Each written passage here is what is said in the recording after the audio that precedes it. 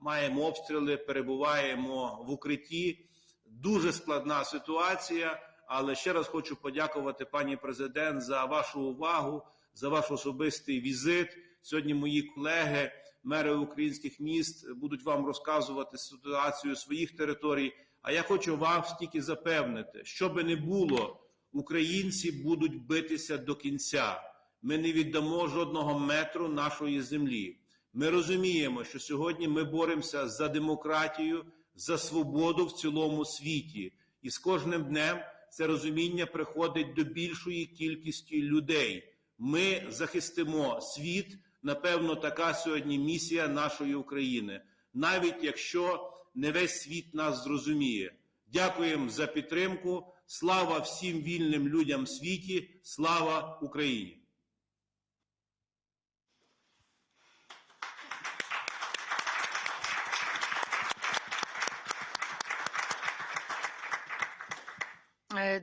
Drogi merze Sadowy, drogi Andrzeju, bardzo dziękuję Ci, że połączyłeś się z nami mimo licznych obowiązków. Dziękuję za te słowa i zapewniam, że naprawdę będziemy robili wszystko, co w naszej mocy, żebyś nie czuł się osamotniony i żeby Ukraińcy nie czuli się osamotnieni. Bardzo dziękuję, serdeczne pozdrowienia przesyłamy do Lwowa.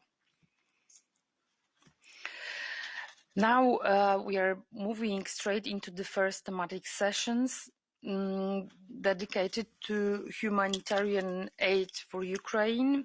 Our second session will analyze the situation around Ukrainian refugees, and the last session will provide space for overall political debate. I would like to ask the members to actively participate in the discussions at the end of each sessions, addressing specifically the topic of the session. Now we have our speakers. I really would like to ask you to speak maximum 5 minutes each. First speaker, also from Ukraine, Viaczesław Nehoda, Deputy Minister for Communities and Territories Development of Ukraine. Mr. Nehoda was also present during our last meeting in November. The floor is yours, Mr. Nehoda. Шановна пані голово та учасники засідання, перш за все хочу висловити вдячність за можливість виступити на цьому засіданні, яке вперше проходить в умовах широкомасштабної військової агресії, яку здійснює Росія проти України. Як представник уряду України хотів би подякувати за всебічну підтримку та допомогу, яку країни Європи вже надали та продовжують надавати Україні. Для нас це надскладні часи героїчної боротьби українського народу з агресором, який кинув виклик не лише нам, а всьому цивілізованому демократичному світу. На жаль, від наслідків російської агресії постійно збільшується число людських жертв. Повністю знищені десятки міст і сіл. Понад 10 мільйонів громадян України покинули свої домівки і вже близько 4 мільйонів залишили країну. На жаль, на окупованих територіях, в містах, які оточені ворогом, гуманітарна катастрофа і їх мешканці не мають засобів для життя, не мають продуктів і навіть інколи води. В цих складних умовах уряд України здійснює постійний моніторинг і має повну інформацію стосовно гуманітарних потреб в регіонах України, в кожному із населених пунктів, і ми налагодили систему оперативного розподілу в них допомоги. Окрім цього, Офіс президента України спільно з командою нашого уряду розробили та запустили портал гуманітарної допомоги help.gov.ua, де в зручному форматі можна дізнатися, як відправити і кому адресувати гуманітарний вантаж, як перерахувати кошти для підтримки армії чи допомоги постраждалим мирним мешканцям. Є тут також контакти закордонних та українських гуманітарних хабів і багато іншої інформації. Відповідно до аналітичних даних порталу, наразі в Україні існує нагальна потреба в допомозі, а саме це в першу чергу медикаменти, продовольство, санітарно-гігієнічні засоби, паливо, ну і багато різних технічних засобів, які життєзабезпечення населених пунктів. Окремо хочу наголосити на нагальній потребі у забезпеченні бронежилетами та шоломами для українських медиків, журналістів та поліцейських, які щодня, ризикуючи своїм життям, в найгарячіших точках рятують тисячі невинних людських життів та фіксують військові злочини російських окупаційних військ. Крім того, тиждень тому уряд своїм рішенням максимально спростив всі процедури проходження закордонної гуманітарної допомоги будь-якому отримувачу в Україні. Згідно цього рішення, для завезення гуманітарної допомоги потрібно лише один документ. Це декларація, яка заповнюється дуже швидко, в ній вказується відправника, отримувача, фактичне місце розвантаження, вид допомоги, і цього достатньо для проходження вантажу. Разом з тим війна продовжується і потреби в гуманітарній допомозі зростають як в громадах, які перебувають в епіцентрі бойових дій, так і в тих, що прийняли безпрецедентну кількість внутрішньо переміщених осіб, про що тільки що сказав мер Львова. А таких місць сьогодні дуже і дуже багато, практично всі. За результатом проведення вже 3 раундів міжнародного марафону єднання місцевого самоврядування світу задля благополуччя людей і миру, ми бачимо неабияку солідарність місцевого самоврядування України та країн Європейського Союзу, що безперечно має бути використано для перемоги над країною-агресором, над Росією. Безперечно, велика кількість європейських муніципалітетів всіма можливими способами підтримує своїх партнерів в Україні, але ця підтримка може бути більш ефективнішою за умови існування певної координаційної платформи надання гуманітарної допомоги у форматі громада громаді та напрацювання інституційних механізмів посилення реагування на гуманітарні виклики. Враховуючи досвід успішної роботи стосовно зміцнення міжмуніципальних зв'язків та мережу контактів, підтримку Мінрегіону у напрацюванні зазначених механізмів та координації платформи на рівні громада-громаді могло б надати програма Європейського Союзу «Юліт з Європою». Будемо вдячні за розгляд цієї ініціативи. Користуючись також нагодою, хочу відзначити значний внесок Європейського Союзу у зміцнення системи місцевого самоврядування та територіальної організації влади в Україні, що ми здійснювали впродовж останніх років. Адже завдяки досягненню реформи децентралізації в Україні сформувалась міцна та згуртована місцева влада, яка сьогодні відіграє винятково важливу роль у героїчному опорі України проти російських загарбників. Дозвольте звернутися і закликати всіх присутніх до єднання місцевих та регіональних влад демократичних країн Європи задля посилення санкційного тиску на країну-агресора, а також забезпечення максимальної міжнародної ізоляції Росії задля зупинення кровопролиття. Насамкінець хотів би також закликати всіх присутніх підтримати прагнення України стати членом Європейського Союзу і використати для того всі можливі також спрощені процедури. Цивілізаційні демократичні цінності Україна відстоює упродовж уже декількох десятиліть. І ми своєю сьогодні позицією, своєю боротьбою доводимо, що ми маємо право бути в одній європейській родині. Дякую за підтримку. Разом ми є сила, ми разом переможемо, і Європа буде мирною і демократичною територією світу. Дякую.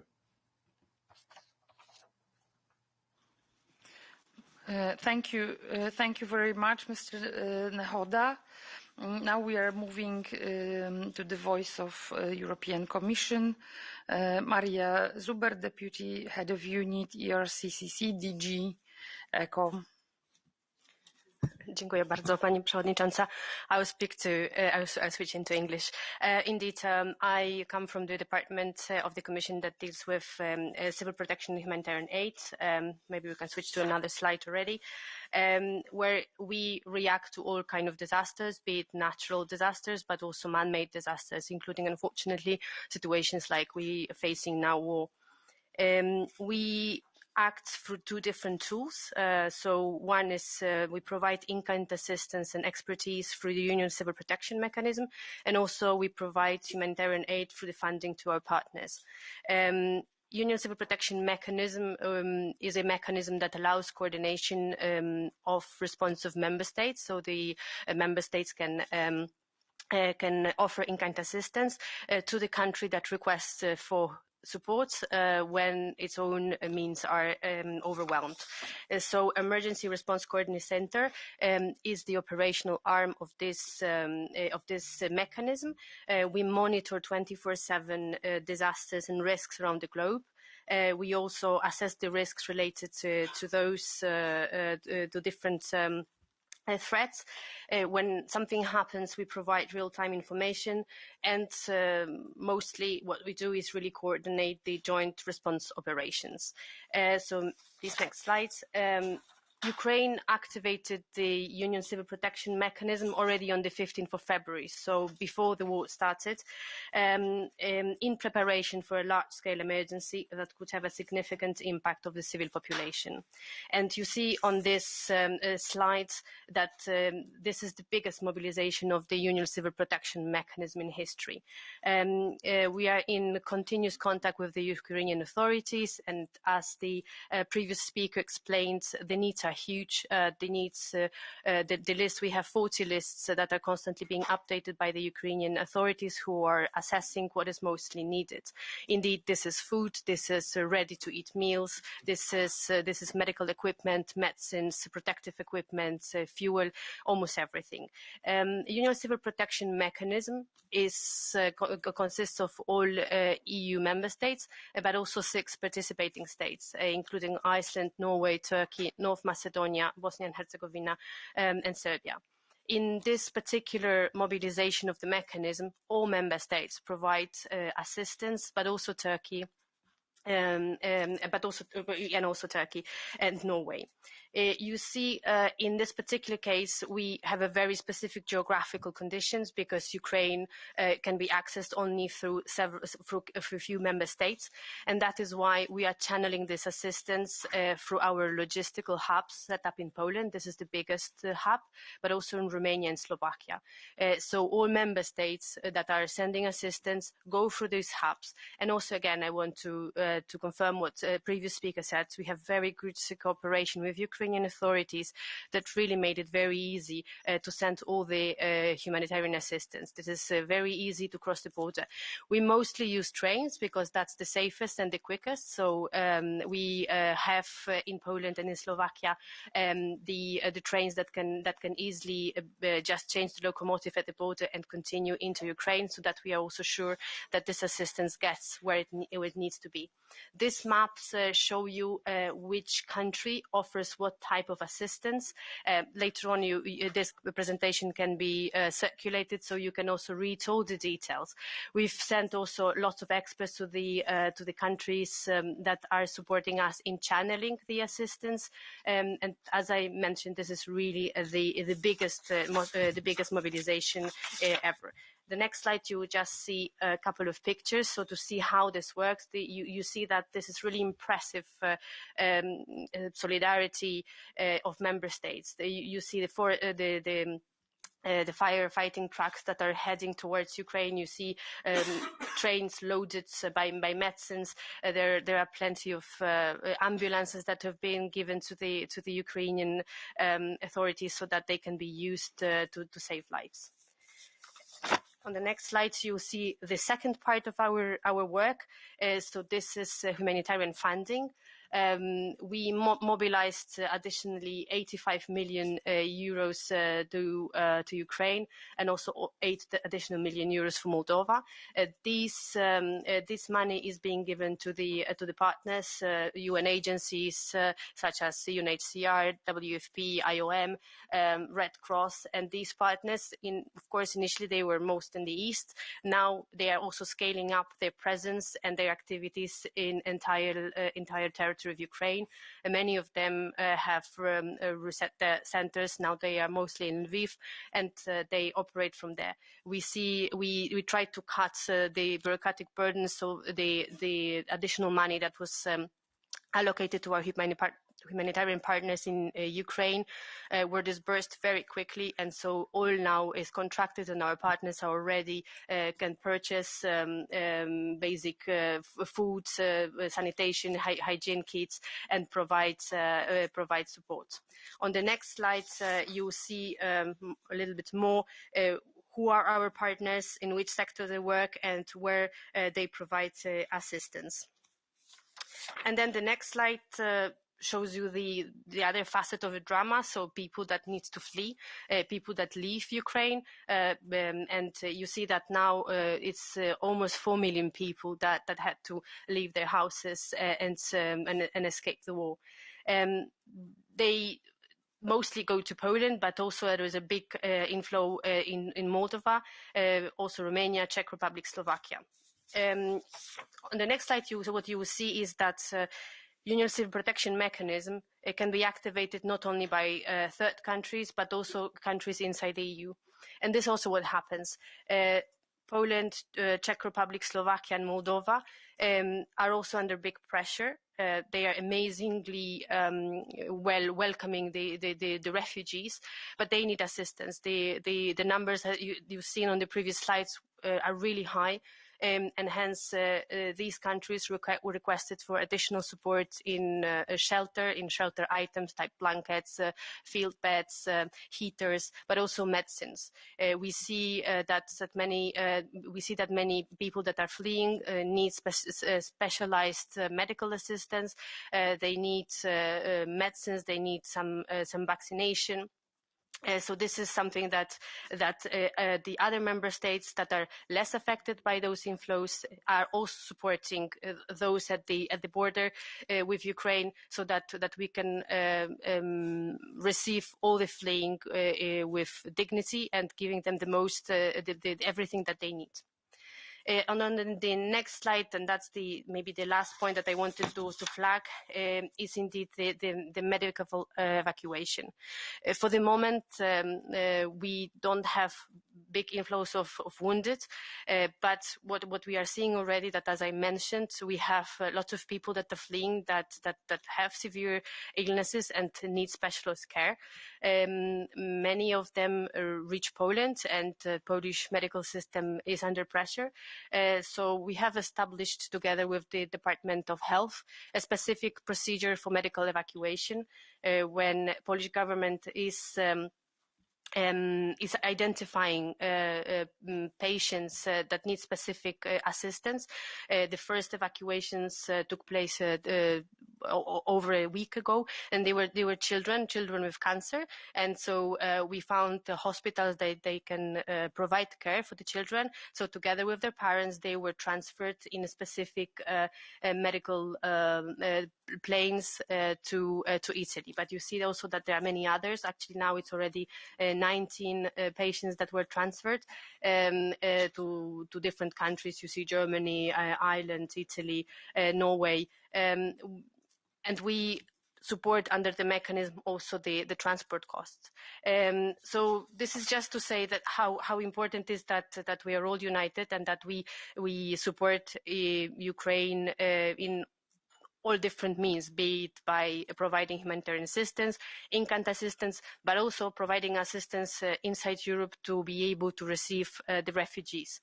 And on that last maybe element, I would like to really highlight that this is in the local level, in the regions, that this reception is being done. Because in many countries, this is the regional competence where you are managing the hospitals, the education that you give. The colleagues in the latter sessions will talk about probably the temporary protection directive, but also here from our side, from the civil protection side, we can also offer support to member states under pressure to bring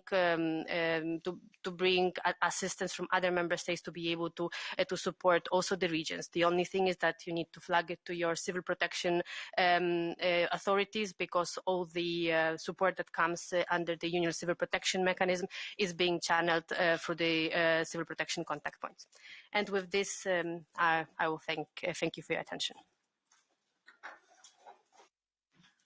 Thank you very much for this presentation and information, Ms. Zuber.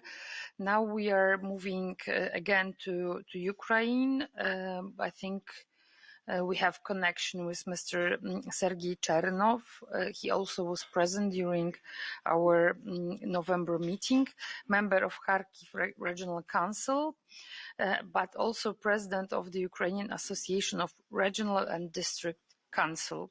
Mr. Chernov, bardzo proszę, please. Дякую.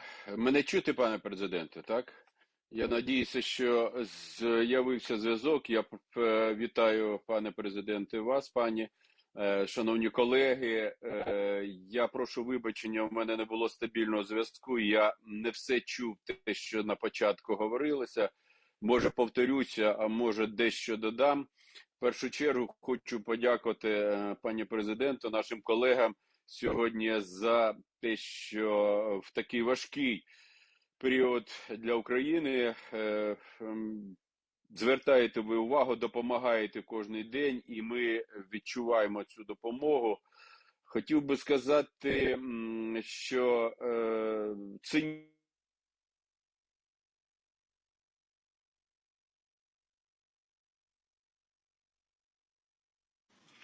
I think we lost the connection. So maybe we will move to next speaker, and then we'll try to reconnect with Mr. Chernov. Please remember that around Kharkiv there are severe fires, therefore maybe this is one of the reasons why we don't have good connection. Mr. Ortyl, Pani Marszałku, the floor is yours. Dziękuję bardzo, Pani Przewodnicząca. Szanowni Państwo, mamy 30. dzień bohaterskiego oporu Ukrainy. Myślę, że musimy pamiętać o tym, że jesteśmy świadkami nieprawdopodobnych zjawisk, wydarzeń. Jesteśmy świadkami nieprawdopodobnej solidarności w naszym kraju, w Europie.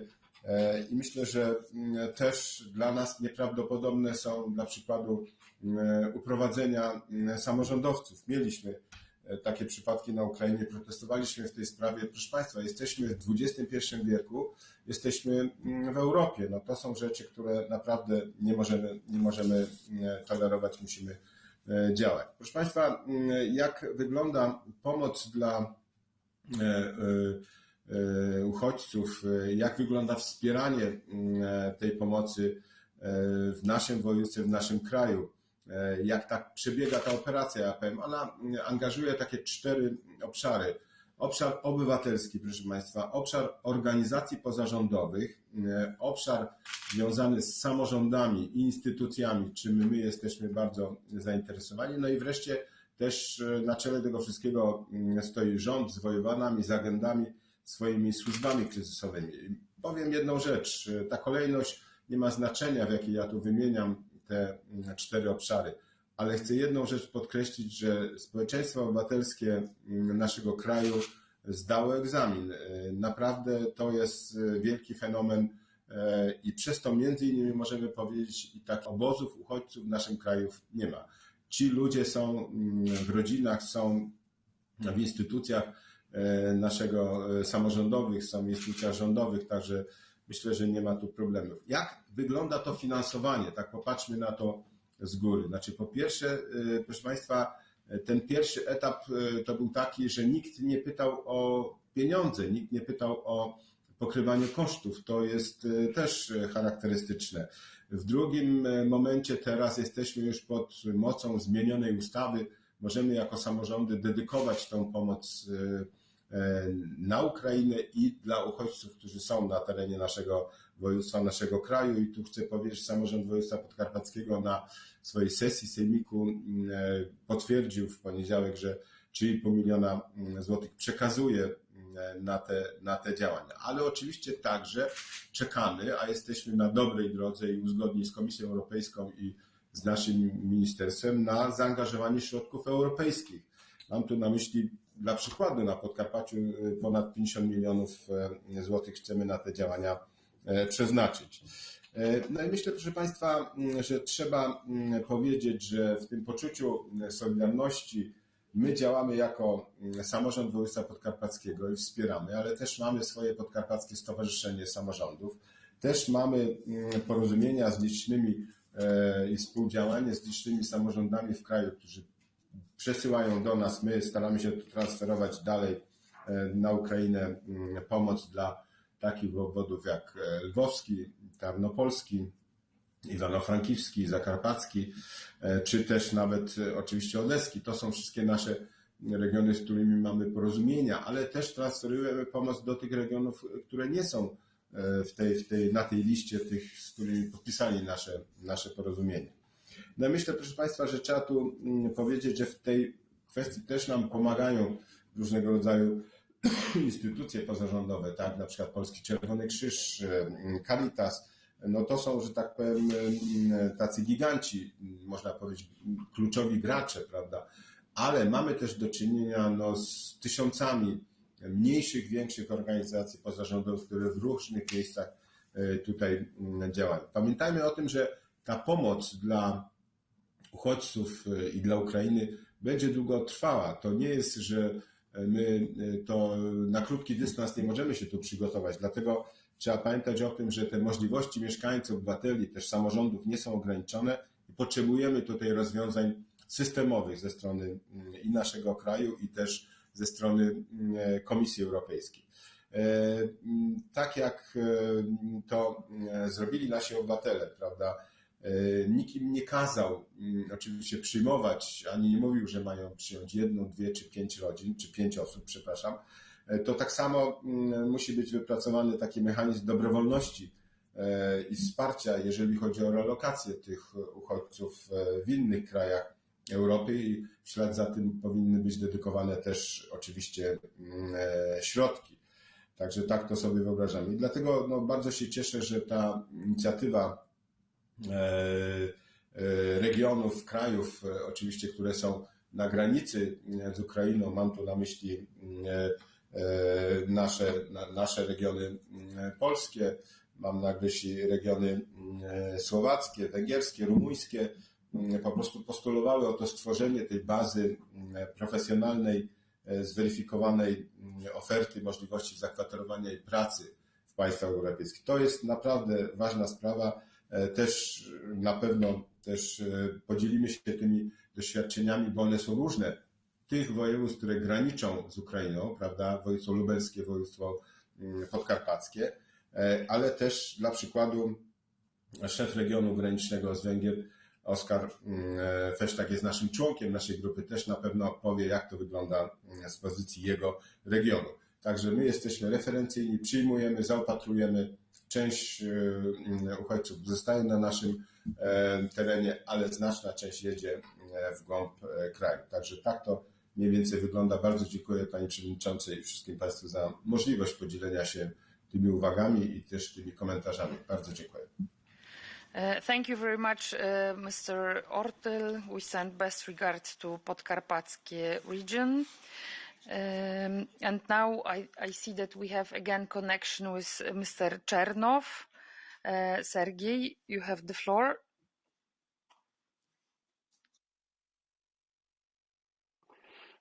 Я прошу вибачення за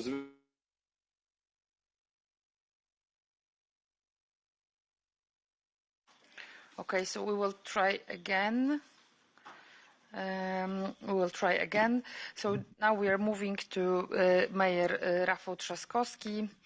Rafał, please share your experiences on humanitarian aid for Ukraine. Dzień dobry Pani Przewodnicząca, dziękuję bardzo. Доброго ранку. Хочу би сказати, що я вітаю всіх друзів з України. І Москви, вільний світ і вільні міста пушаться Україну і підтримують Україну. I wanted to tell you a few things about what we do, of course, as cities in Poland. The solidarity of the Polish people is incredible and overwhelming and unprecedented from day one of this Russian aggression on Ukraine. First, the government, the central government reacted on the border, creating reception centers, and all the people, all the non-governmental organizations, and quite a lot of local and regional leaders rushed to the border to help out on those first days. And this is a testimony to the solidarity of the Polish people and of the coordination also of the Polish local and regional governments who were ready to help from day one. Later on, of course, the burden was also shifted to the cities which welcomed Ukrainians, and Warsaw alone accepted 300,000 Ukrainians. That's how many we have in my city. And just to give you a reference point, when we had the crisis, Mediterranean crisis in 2015, at a peak, we had 200,000 people coming to Europe a month, 200,000 people. And now we have 300,000 people in one city, in Warsaw alone, which means that the size of my city when it comes to population went up by almost 15% in a matter of months. And of course, we are doing everything we can to help. We're welcoming our Ukrainian friends. We've created those information points and reception centers, both the local government and also the central government. We provide medical help. We provide psychological help. We also granted Ukrainians a status which is very close to the status of the Polish citizens, which means that they do have access to free education, free healthcare, and social protection. But of course, it puts an enormous strain on all of us. Most of the city services are very much extended and sometimes even overwhelmed by what is happening, because most of my social workers now work with refugees. All of my psychologists work with refugees. And of course, also the government delegated most of the administrative tasks on the local and regional government, which means that it is my administration which is now registering Ukrainians and giving them our identity numbers, social security numbers, so that they have access to all of the things that I've enumerated. When it comes to humanitarian aid, we were also the first to help. We, from Warsaw, we sent a first transport to Kiev on the second day of the Russian aggression. We have sent 304,000 pallets to Ukraine, 100 big tiered trucks, and today we are sending 100 wagon full of goods to Ukrainian cities. We decided to support mostly Kiev, our sister city, because of course it wasn't easy to access it, but we were able to actually work out a system whereby almost every day we send transports to Kiev. But we also try to support Kharkiv, which is another sister city, and Lviv, which is a city with which we have a special relationship. And all the best to you, Andriy, if you are still listening. We are sending food, we are sending medical supplies, we are sending hygiene products. This is very important because we are responding to the exact needs of our friends. We also have opened, because we were asked by Kiev, a special account in a bank, because now I think we need to move also to financial help, because that's what's most important at the time of need. I just wanted to tell you that what you're observing in Poland, besides, of course, the work done by the central government, is based mostly on the work of the civil society, on volunteers, on non-governmental organizations, and of course also because of the work done by us in the cities and in the regions. And that's why we need two things. First of all, we need a relocation system, and a voluntary relocation system. We do not want to come back to the quotas, mathematical quotas of 2014-15. That was a bad idea. But we have pledges for almost all the countries of the European Union. We have pledges from the United States, from Canada. We just need to start coordinating it. We cannot improvise anymore. 10 days ago, when we had 30, 40,000 people arriving at Warsaw, I was calling different cities in the middle of the night, Polish cities, European cities, asking them to help us out, to send buses so that we can send Ukrainians for accommodation, because we were full. We cannot do it anymore. We need a system. And of course, we don't know. We might have peace in Ukraine, and we all hope that peace will come soon, but we might also have another wave of refugees, and it will be very difficult for cities in Poland and regions in Poland to cope with it without a system. And secondly, we also need the United Nations agencies and also the European Union agencies to be authorized to work in Poland and create a system. Because as you know, that there is a fantastic division of labor in the international community dealing with migration. There is an incredible experience. We cannot do a piecemeal approach, pick and choose. We need a system because otherwise it's going to crash. And I'm not talking about only today accommodation, administrative duties, but of course we're talking about long-term work with our Ukrainian guests, possibility of integrating them, at least some of them, if they cannot go to Ukraine. And we don't know how the scenario will unfold. And final message. Of course, we all need financial help from the European Union and from the international community. But I make one plea. This money cannot all go to the central government. Of course, central government is always the main recipient of help, but it also has to go directly to refugees, to non-governmental organizations, and directly to local and regional governments. You know that we've been fighting in the Committee of the Regions for the possibility to use the European money directly by local and regional authorities. And of course, we talk about a small sum. This is the moment to start thinking out of the box. This is the moment to be innovative. This is the moment to support local and regional authorities who are at the first front of that fight. Because at the end of the day, the Ukrainians are fighting for our freedom, but also we need to do our bit. We need to prove to Putin that Europe is united, that the West is united, that we are not going to allow Putin to destabilize us, that we have answers together. And this is immensely important. Thank you for listening. Slava Ukraini. Heroям slava. Thank you very much, Rafał. Thank you very much, Rafał Trzaskowski. I think that this is extremely important. Actually, what as I saw from the reaction here in the meeting room, what you maybe couldn't see, quite a lot of members were shaking the head, because this is one of the examples where we really need to talk with the European institution, European Commission, about the direct financing of the regions and cities in such cases like we have right now. We don't have, unfortunately, any more connection with Mr. Chernov. We are working on this. So now we are opening the debate. Okay, so first we have Emil Bock and then Mr. Roulion. So Emil Bock from EPP Group, the floor is yours. Thank you, Madam President. First of all, I would like to congratulate the local, regional and national authorities from Poland for the way they are dealing with the refugees, having in mind they are the very first one in terms of numbers of refugees that they have to cope with. Of course, we have our strong support, solidarity with the Ukrainian authorities, and we are doing everything which is possible to help them. So I will share with you on the behalf of the Romanian authorities, which is the second country in terms of refugees, some concrete aspects. So far, we had in Romania 610,000 refugees. Out of them, 100 are still in the country. The rest of them left Romania for other countries of the European Union. So we still have in Romania around 100,000 refugees out of 600,000.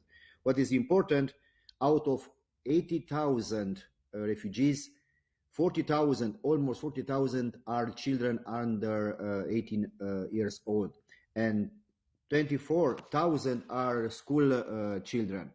So from that perspective, it was and it is important to include the children in the school system. We succeed to provide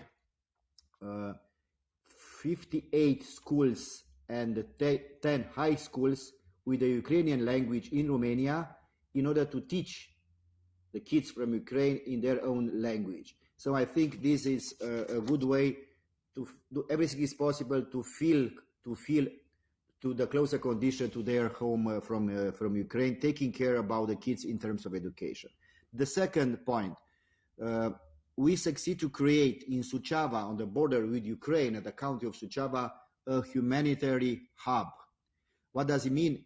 We centralize all the support from Romania and from Western Europe, and after that go to Ukraine. So far we were able to send 102 trucks, 42 from Italy, 40 from France, 5 from Bulgaria, 4 from Austria, 10 from Romania, 7 from Slovenia, to send trucks with a lot of help, materials, humanitarian aid to Ukraine, and to centralize all the support.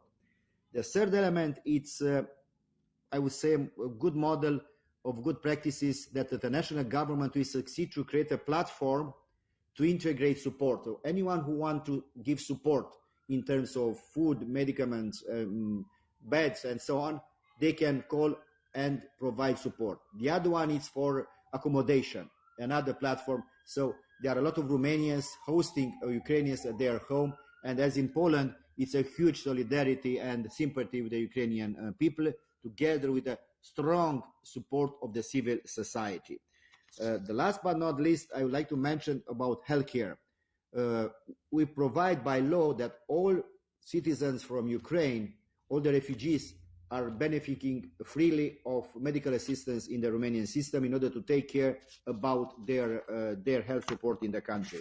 So from that support, I think we try to do our best in order to help the Ukrainian people. At the local level, I give just a small example from my city, Cluj-Napoca, in the very heart of Transylvania, Romania. We provide for our 2,000 refugees we are in the city, a call center, bilingual call center, Romanian and in Ukrainian, 24 hours to provide support in all legal manners, from accommodations to other kind of education, Medicare, translations, legal documents, kids, and so on. So it's a way how we can make them feel as well as possible in our city and our country. Last but not least, I will close mentioning that as a president of Romanian Association of Municipalities, besides our support in and out of the country, we wrote a letter to 327 Russian mayors, telling them that what is happening in Russia right now, it is an atrocity. It's against of human being. It's against of any principle of democracy. It's against of the Russian people, because they are not guilty of the government from Kremlin. So we ask them to do everything they can to stop this war, to act at the local level, to convince the people, to convince their leaders that this war is so unjustful and we need to come back to the way of collaboration and cooperation. And I hope in the end, the local mayors from Russia will do something. We do not want to blame the Russian people for the mistakes of the Kremlin regime, because we want to have the Russian people on board on democracy in Europe, but in the same time to understand that no dictatorship is possible in Europe, and no one has the right to take the life of the others or to proclaim that no other nation should be available around Russia. So I'm so proud in the end as a European to see a unique and a strong response of the European Union towards Ukraine. You'll see in the polls how European Union is getting better and better in the minds of the people, in trust in European Union, due to the very concrete response and very strong accent on our values. And staying united around Ukraine, we are standing also to defend our values. So thank you for letting me to participate in this group and to share with you our thoughts. And again, we stand with Ukraine because this is a marathon, unfortunately, not just a sprint. So we have to take care for a long period of time, because as we can see in this very moment, it's a marathon of support, not just a sprint. Thank you, Madam President. Thank you very much, Mr. Bok. Thank you, Emil.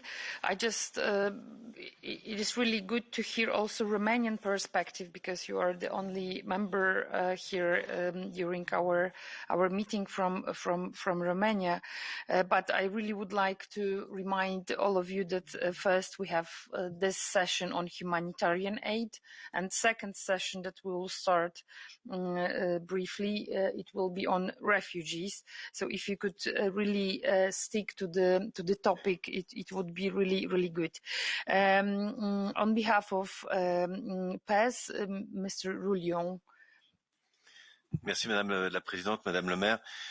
Je voudrais tout d'abord dire notre soutien au nom du groupe socialiste du Comité européen des régions, fort de ses 90 membres, aux maires et présidents de région ukrainiens qui se battent, et aussi au peuple ukrainien agressé.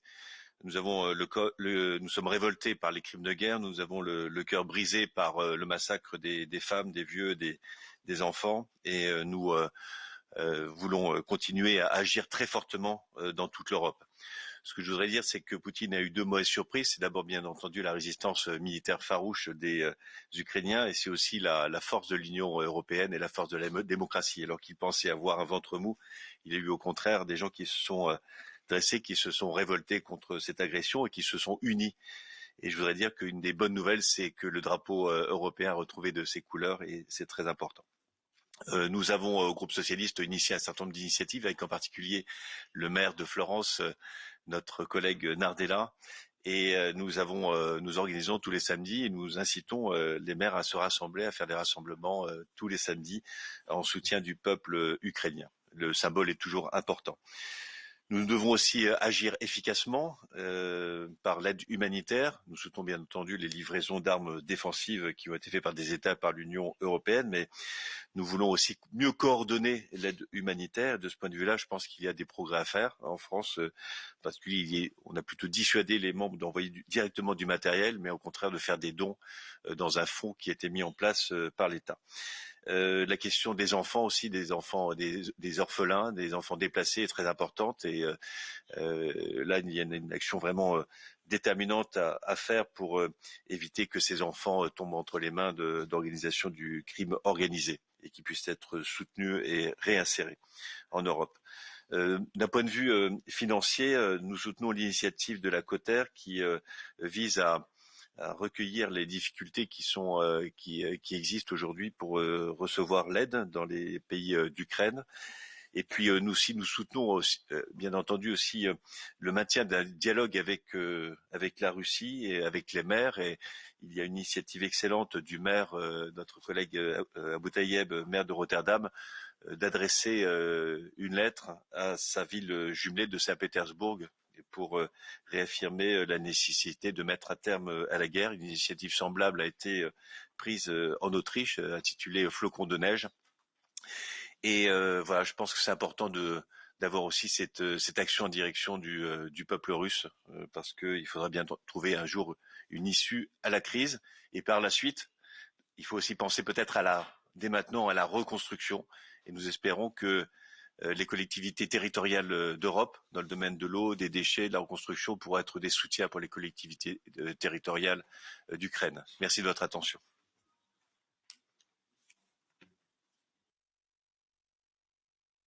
Thank you very much. We have more speakers, more members to discuss. First, we have Mr. Branda from ECR Group, and then Mr. McCarthy from European Alliance. Thank you, Mrs. Dulkevich. I come from the Czech Republic. I just want to stick to the topic, so I'll just mention our efforts towards Ukraine, and maybe mention the situation in the Czech Republic when we talk in the next session about the refugees. But I want to make two short points. One is what we've noticed was a great advantage of the partner regions and partner cities. Thanks to this, we are able to react more quickly than the official channels, even though there is a lot of efforts of people donating to different humanitarian organizations. But for example, our region, Liberec, has a partnership with Vinnytsia, with Vinnytska Oblast in Ukraine.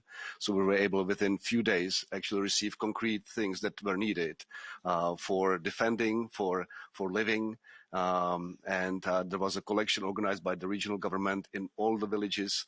People gathered things, and there were many trucks. It was organized by the firemen and trains shipped to Vinnytsia with these concrete help. So I think this is a great advantage that we can do on the local and regional level. And the second point I want to make is we should already now think about a plan for reconstruction of Ukraine. I know we're now reacting to specific needs, but I think we should be also ready and devote some time to discuss how we will help rebuild Ukraine, because we just don't react to the situation when the war is over, but we are prepared for that. Thank you very much. Thank you very much, Mr. Branda. Now, Mr. McCarthy, and then we move to our speakers online. Yeah, thanks, Madam Chair. I just have a question for Maria Zuber from the European Commission, if I may. It's just on the civil protection aid. I know. So Maria there is. Zuber, are you listening? Yeah, can I briefly ask? I suppose does that protection aid extend to local and regional authorities? I suppose the map showed member states and non-member states. I'm just wondering how much of that aid actually goes to local and regional authorities. And I may have the same question for Rafal in Warsaw. Is he actually liaising on that civil protection aid program as well, so he can help and push support back into Ukraine? And just to say as well, when I come from Cork in the south of Ireland, and the children that were evacuated through the civil protection aid on the Medivac have arrived safely in my city, in my university hospital, and are being looked after. So everybody across the EU, even on its western borders, is doing the very best. Thank you. Thank you very much. So first, Ms. Maria Zuber, and then Rafał Trzaskowski, if he's still with us. No, thank you very much again for inviting, and thanks for all the comments. I think we're on the same line. I've heard also indeed that, as mentioned, that the reception of the refugees is so important on the local level, and again also here the Irish colleagues that confirmed the medevac. So we are all standing together to support both Ukraine in Ukraine, but also Ukrainian fleeing from the war. So once again, thank you very much. Thank you. Rafał Trzaskowski, are you still with us? Yes, I am. Yes, thank you. Yes, we are absolutely ready to liaise with the European Commission, and we are doing it. And let me explain how it works. The European Commission is, of course, on the ground, and I've talked to the representative of the European Commission from quite a few directorates general and to a few commissioners. And also, the United Nations agencies are on the ground, both the High Commissioner for Refugees, the Migration Agency, UNICEF, and so on, and quite a lot of non-governmental organizations. The only problem is this, that there hasn't been a call by the Polish government to actually use the Solidarity platform, and there are mixed signals when it comes to the relocation mechanism, because the Prime Minister said that, and the government spokesman said that we do not need a relocation mechanism, which, frankly, I do not understand. And again, I would like to explain that we do not mean creating a precedent and going back to this very, very controversial debate of 2015 and mathematical quotas. What we need is a system, a relocation mechanism, which is based on pledges, on voluntary pledges. But it needs to be coordinated and it needs to be managed on a European or even international level. So it's not a problem of us being in contact with the European Commission or the European Union or the United Nations, because we do it, and quite a few of the agencies are helping us out. The problem is that it is piecemeal. The problem is that some of it is simply based on improvisation. And of course, we appreciate it very much, because every help is appreciated. And if it weren't for the help of the non-governmental organizations, volunteers, and so on, the system would have crashed long ago. But people are simply tired. Less and less volunteers. Of course, you know, I cannot keep it up with most of my social workers working simply with refugees, because I need my city to function. We need to do both, help Ukrainians, but also make sure that our cities and regions function, because we want the solidarity to last for as long as possible. So the problem is that we cannot do piecemeal approaches anymore and just be in touch. We need a system entrenched in place, of course coordinated with the help of the central Polish government, but coordinated from up above with the European institutions, which need to be authorized to work not only in Ukraine, but also in Poland and other border countries. And we need this system, which is like, it works like Lego bricks. You know, this is a system in which every agency is responsible for different pieces of the agenda. And those agencies, both the United Nations and of course the European Commission, have a fantastic and great record of dealing with crises. This is a crisis of such magnitude that no member state, let alone local and regional authorities, can deal with it on its own. That's why I think that we need to have it done in a way which is much more coordinated. And that is my call and that is my plea. But of course, up to the moment that we have it, we are ready to collaborate and to liaise with all the people who are here on the ground trying to help us, and we are doing it. And I wanted to thank the European Commission for that, and of course all the other agencies. But also ECO needs to be authorized to work in Poland, just as it was authorized to work in Italy and in Greece in such a difficult situation. Thank you very much for all the work you're doing, because without you guys, without local and regional authorities, it would be very difficult. Thank you for also helping us out, because there's this incredible outpour of solidarity from cities, local and regional authorities from all over Europe, which help not only Ukrainian cities and Ukraine, but also us on the border and on the front line. Thank you very much for all that. Thank you for this answer and explanation. I can also confirm that this sister cities, it works not only that Polish cities who have partner cities in Ukraine cooperate. Well, for example, my city of Gdańsk, we have two sister cities. One is Mariupol, where you really cannot transport humanitarian aid because no one can get there. The other cities, Odessa, and this is actually what we can do, we can do.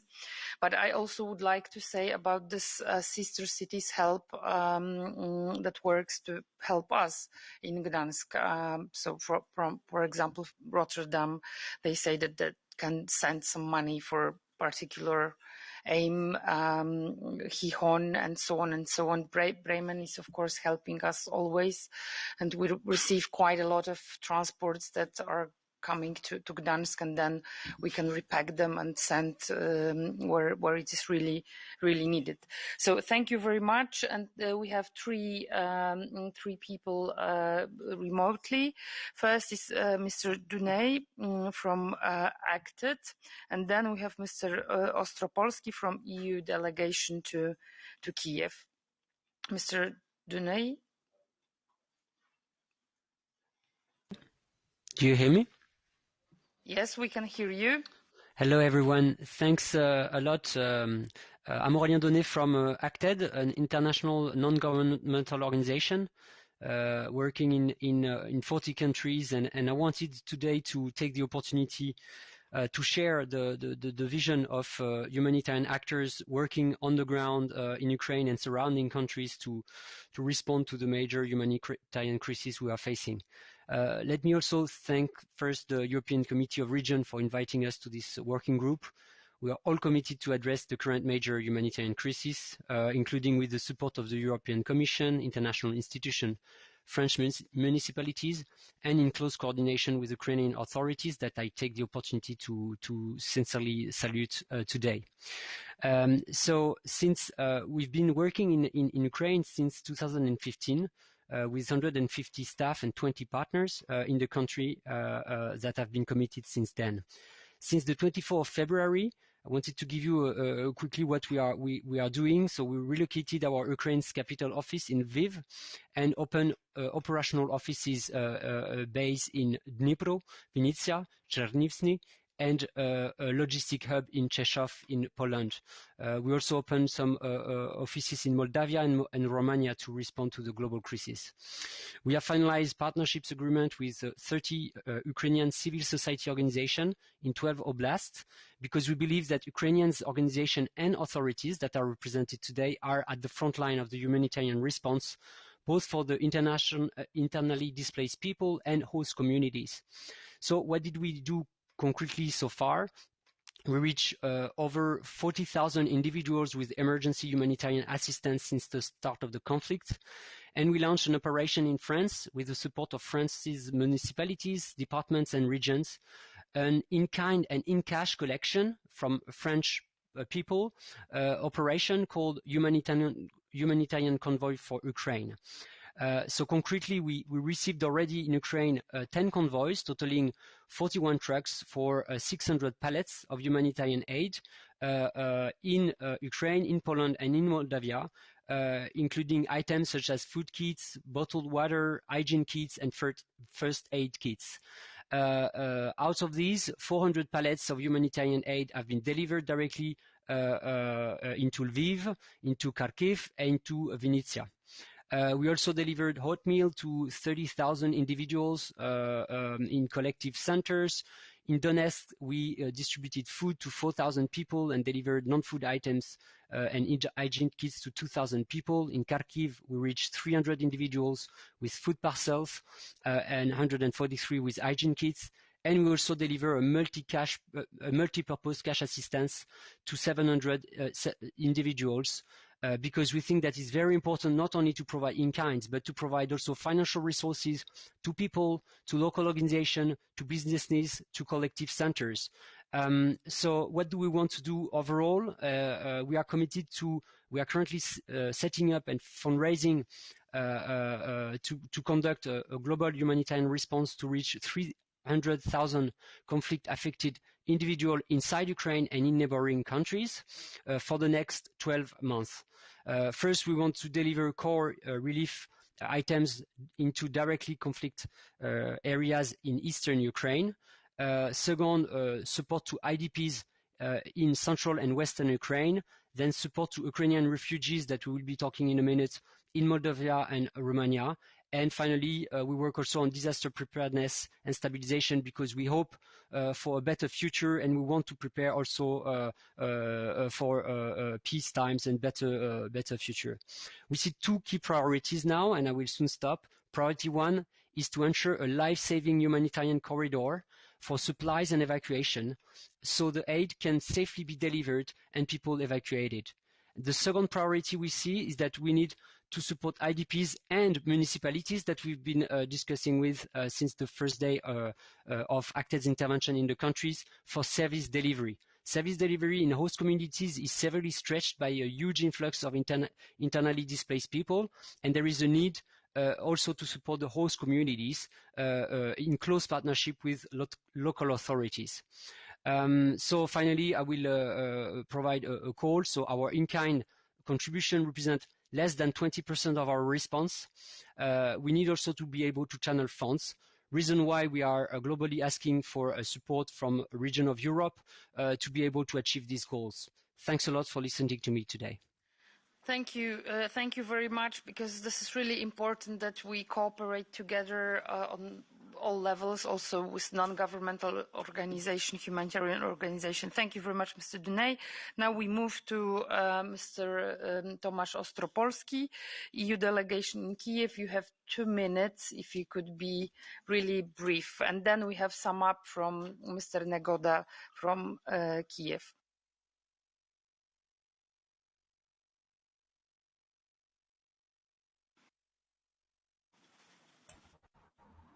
Can you hear me, colleagues? Yes, we can hear you. Thank you, President. Good morning. Доброго ранку, шановні друзі і колеги України. Tomasz Ostropolski from the EU delegation to Ukraine, currently speaking from Warsaw. Well, an element which I wish to stress today, I think, is very relevant for the venue of the meeting, being Committee of the Regions. Since 2016, the EU has largely supported decentralization reform in Ukraine, which is now considered a great success. And the benefits of this form of the local self-government were clear in peacetime, but now we can see the strength of municipalities and local leaders who spoke also today of also in wartime. So when we admire this reaction of the Ukrainian state, it's largely due to the power and to the resilience of the local authorities playing its prominent role both in Ukraine and in the EU. So to give a tangible illustration, I wish to highlight that the EU invested over 150 million euro for the support of the development of the local self-government in Ukraine. And the vehicle of our assistance is our flagship project, ULEAD with Europe, with 24 regional offices all over Ukraine and reaches to all 1,469 municipalities, so-called hromadas. So currently our project is a well-known and recognized partner on the ground in Ukraine, and we take benefit of these direct local contacts, provide assistance in the most efficient way. Well, there is of course time today to speak about all of assistance over the last 6 years. I will only make a point on the flexibility of our project. It was the first one to provide locally great help under COVID-19 in the form of sanitary equipment. And now it does the same and much more with emergency supplies. So now our project, ULEAD, has been repurposed to provide some assistance both to those involved in reception of internally displaced persons, and second, to those most affected by the war. So in that respect, it's procured so-called IT packages, including filter products, power generators, spotlights, chainsaws, water tanks worth over 15 million euro. So the products are now arriving to a warehouse close to Rzeszów and will soon reach the Ukrainian municipalities. Moreover, the project, the ULEAD, is assisting municipal partnerships, liaising EU cities willing to help their Ukrainian partners. And there we already have very tangible results. So already in the first half of March, the first truck from Slovenia reached hromadas of Bucha and Trostianets, and then Sunday, another delivery reached Monastyrska and Drohobych oblasts with 12 tons of long-term foods, of hygiene products, water, and rescue equipment. So in short, all hands on deck from us in this marathon tour, but maybe contrary to a classical marathon, we are doing our utmost to be quick as possible also on the first straight of this run. Thank you very much, colleagues. Thank you, President. Thank you very much, Mr. Ostropolski. And our last speaker to sum up, again from Kiev, Mr. Vyacheslav Nehoda, Deputy Minister of Communities and Territories Development of Ukraine. Дуже дякую, пані голово.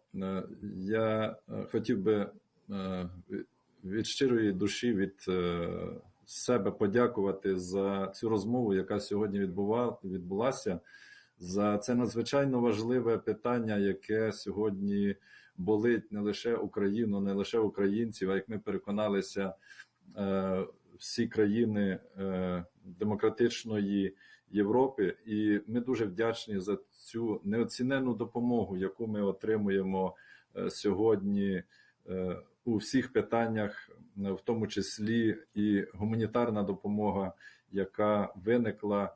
І ми не раз чули сьогодні, що називається, часто вживається слово «криза», і це насправді так.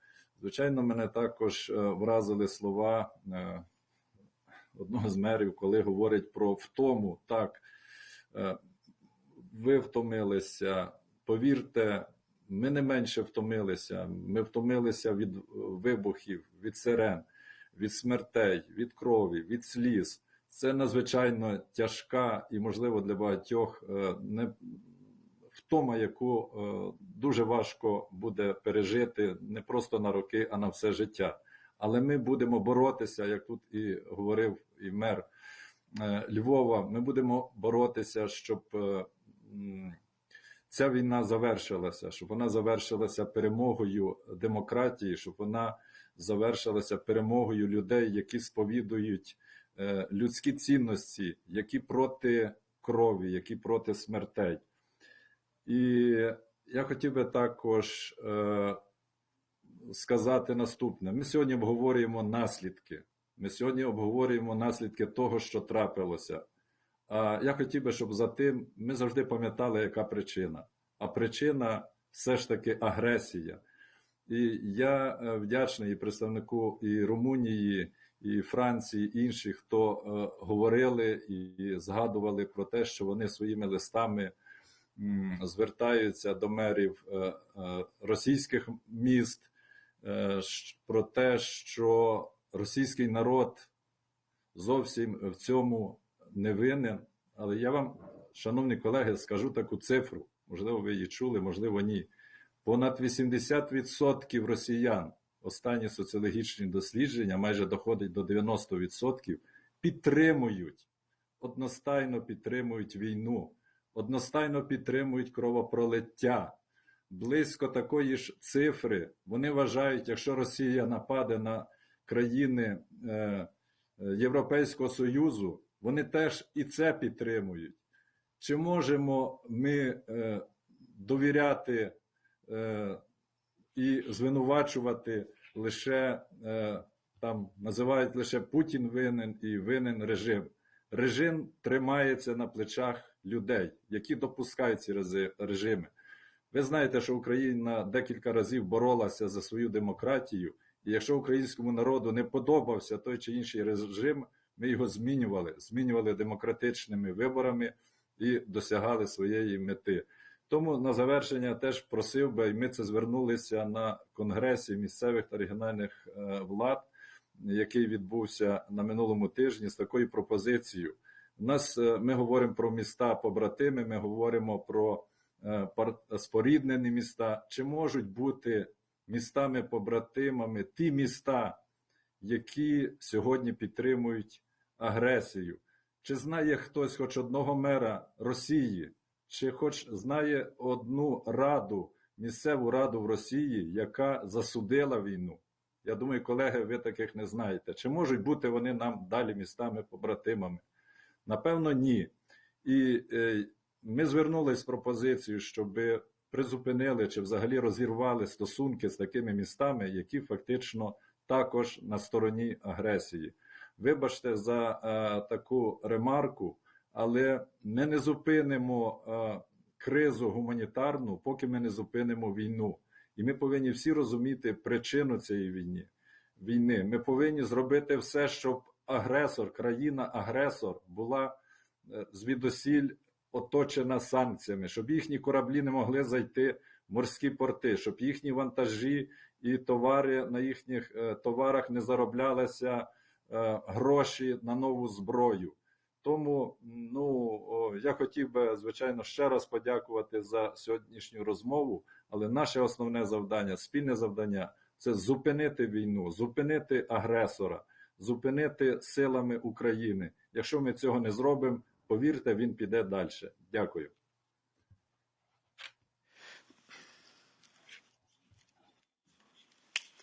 Thank you very much, Mr. Nehoda. By the end of our meeting, our group, we are going to adopt a statement where we are also touching the issue you've mentioned. We really not only cross the fingers and not only wish you good luck, but we are really doing also our political job to support Ukraine, and then on the other hand to stop Russian invasion also in an economical way, not to be supported from the European countries. Thank you very much. This first session on humanitarian aid, we are unfortunately 20 minutes late. I'm really sorry about this, but we had really lively discussion. So now we are moving to thematic session number 2, supporting the Ukrainian refugees in the EU regions and cities. With more than 3.7 million refugees having left Ukraine and an estimated 6.5 million having been displaced within the country, what we are facing today is the biggest humanitarian crisis in Europe since the Second World War, and it is becoming worse each day. EU's border regions are facing enormous pressure in some of the Polish cities, including the capital of Warsaw. What Rafał Trzaskowski had just said, the number of refugees comprises 15% of the population. Romanian, Hungarian, Slovak and Polish delegation to the court asked to help from the other members to relocate some of the refugees farther across the European Union. For the moment, the greatest burden of the refugee support on the ground is taken up by volunteers and civil society. More has to be done in a structural way by us local politicians and by our representative national governments. I'm happy to welcome at this panel a list of speakers with first-hand knowledge about this refugee crisis. They represent Košice region in Slovakia and town of Przemyśl in Poland, both most affected by the refugee inflow. Directorate General for Migration and Home Affairs, directly responsible for formulating the European Commission operational response to the crisis, and the Ukrainian NGO based here in Brussels, helping the arriving refugees on the ground. So first of all, please, let's move to Košice. We have Rastislav Trunka, Chairman of Košice Self-Governing Region. I'm not quite sure if Mr. Trunka, he is remotely connected. Mr. Trunka, are you with us? The floor is yours, and then we will move to Przemyśl, to Mayor of Przemyśl, Wojciech Bakun. Thank you very much. The Košice Self-Governing Region condemns the Russian Federation military attack on our neighbor Ukraine. Since the beginning of this armed conflict, we have done everything to help the people who had to leave their homes because of the war. We allocated funds for humanitarian aid for our borders and brothers and sisters. Us and our region has become one of the first safe places for Ukrainians fleeing the disaster. Every day we are a part of the lives of our brothers and sisters, and we try to be a great support to them in these moments. Due to the great linguistic, culture and historical connections with Ukraine and its people, Slovakia, often mainly its eastern region, our region, represents natural elements in their lives of many Ukrainian citizens. Our Slovak language is the closest of the European language to Ukrainians. Many Ukrainian citizens study and work in our border region, and families live their daily lives across the border. Our region represents the gateway that the EU opens for our friends.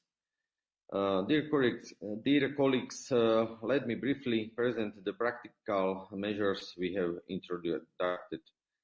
We are focusing on few important points. First, having information. We opened information stands for people from Ukraine directly on the border and the railway and bus stations. Volunteers provide information and necessary assistance related to accommodation and transport. Many of them work 24 hours per day. Second point, faster and more efficient accommodation. Even before our national administration, the Košice Self-Governing Region launched and booking systems to meet refugees' individual needs. Refugees can have requirements about the accepted length of stay, proximately to medical facilities, or the possibility to bring pets. The system provides volunteers with up-to-date information on available capacities. Therefore, the volunteers can make an online reservation in the chosen facility.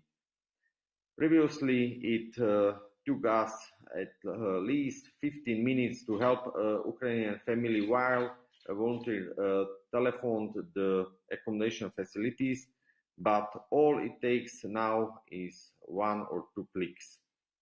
Third point, providing accommodation and meals. Košice region provides accommodation in more than 26 regional facilities. Fourth point, our volunteer center coordinates all volunteers in the region.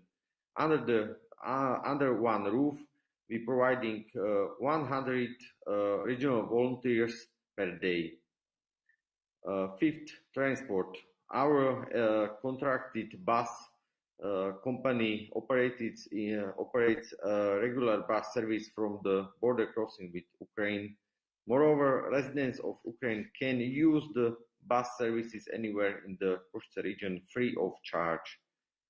Sixth point, people for people. We prepare humanitarian aid warehouses. Anyone who wants to help can buy or donate essentials. Also, the region opened a transparent bank account. Individuals, businesses, and other organizations can contribute, and necessary things for Ukrainians can be provided. Seventh point, integration of Ukrainian refugees children in schools. Very important point. The region assists in the integration processes of children in the Slovak school system. We have an increasing numbers of incoming high school students studying in many of our 63 secondary schools. It is with a heavy heart that we look at the situation among the war refugees seeking safety. Some children have no parents. We help children from the orphan in Lviv to get the safety. I'm pleasant that in this test of humanity, apart from the regional government, everyone who can is giving and helping hand. Dear colleagues, this is the highest number of refugees we have ever had to deal with. It is an unpredictable experience for our region and our people, and it comes with its challenges and difficulties. Dear all, no matter the challenges, we will stand with Ukraine and try to help the refugees as much as we can. But to sustain our efforts, we need strong support from our national partners and you and European partners. To succeed, this must be a coordinated European project. Thank you very much. Thank you very much, Ratislav. Best regards to Košice. And now we are moving to Przemyśl. Mayor Wojciech Bakun. Are you connected? Okay, the floor is yours. Bardzo proszę, panie prezydencie, drogi Wojtku. You need to musisz nacisnąć na guzik, żeby button. Okay. Dziękuję. Thank you very much. I just want to talk about some digits. If you think our city, I'm the mayor of the 60,000 population city, and in last month we supported about 700,000 to 800,000 refugees. We are the probably biggest reception point in Poland. We organize help, manage people coming through nearly 3 borders in Medica, in Korchova, and also railway border in city center Przemyśl. All that refugees was supported by us. Receive medical helps, psychological help, and especially, all that food and drinks, hygienic things. We provide everything. But, we are the frontline city, and we organize that for just a temporary stay. We organize about 3,000 beds in our reception center, but we had a few nights where about 5,000 to 6,000 refugees stay over the night because we have no connection with different cities in Poland. We manage that situation on the very front line. To be honest, is less refugees coming through the border now. But if someone asks me, especially press, ask me about how we do this, we have no any refugee camp in Poland. Answer is very simple, because every refugee, nearly all of refugees coming to Poland stay in our houses. We open our hearts very wide, and we keep all that families, all that people, all that refugees in our houses. But in the future, I think that we reach some capacity in our houses. And the most important thing, and what we should think about it now, is prepare many spaces for keep that refugees for the longer time. It's the most important thing at this moment, because if we organize very quick on the very front line, so it's not possible organize that many places for the longer stay in that short period of time. So we have to think about how we organize that place for the longer stay. That's the most important thing, and I just want to say is the key point for the future for every cities in Poland, but also for every cities in Europe, because a lot of refugees, a lot of Ukrainians want to go to different countries. A lot of them want to stay, especially they want to stay very close to the border. If we talk with them, they said, they want to back as quick as possible. They just waiting for a safe situation, and if that war will finish, they will back very, very quick. So that's the reason why we should think very quick, because we have no time for thinking another month, because we need that place nearly now. So that's the main point, and that's what I want to say to you. So thanks for your help at this moment, because we receive a lot of help from the Europe, from the different cities, from some NGOs in Europe. But please think about next step, and the next step is a lot of place, a lot of space for that refugees for the longer time. Thank you very much. Thank you very much, Mayor Bakun. Drogi Wojtku, bardzo dziękuję. So now we will see the movie, because Mayor Bakun said about the digits, the numbers, but I think that if you could see this, what we saw when we were visiting Medyka and Przemyśl, maybe this will also show you how is the situation there.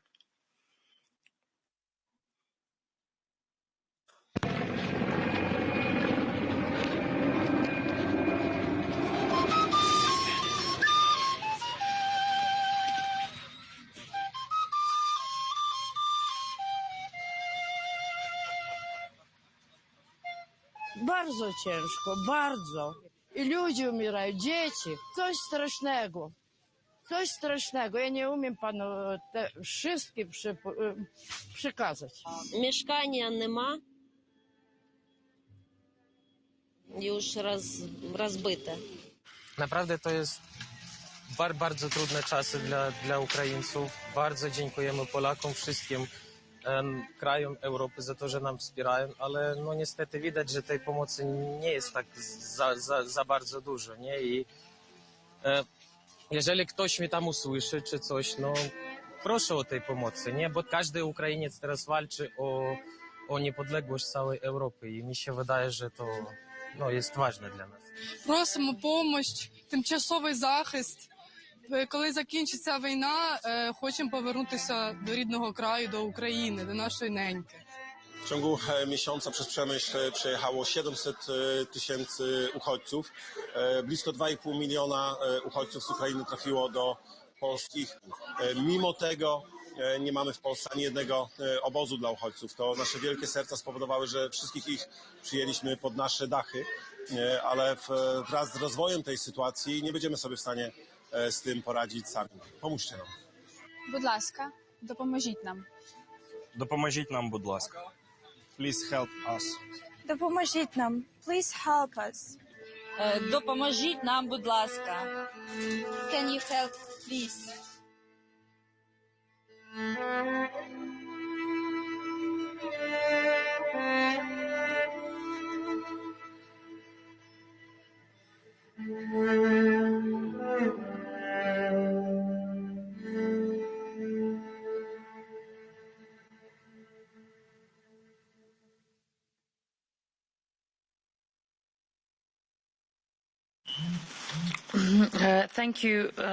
Thank you very much. Now we are moving to our guest from the European Commission, Ms. Buleha, Head of Unique Migration Management Response from DG Home. All right, you are here. All right, the floor is yours.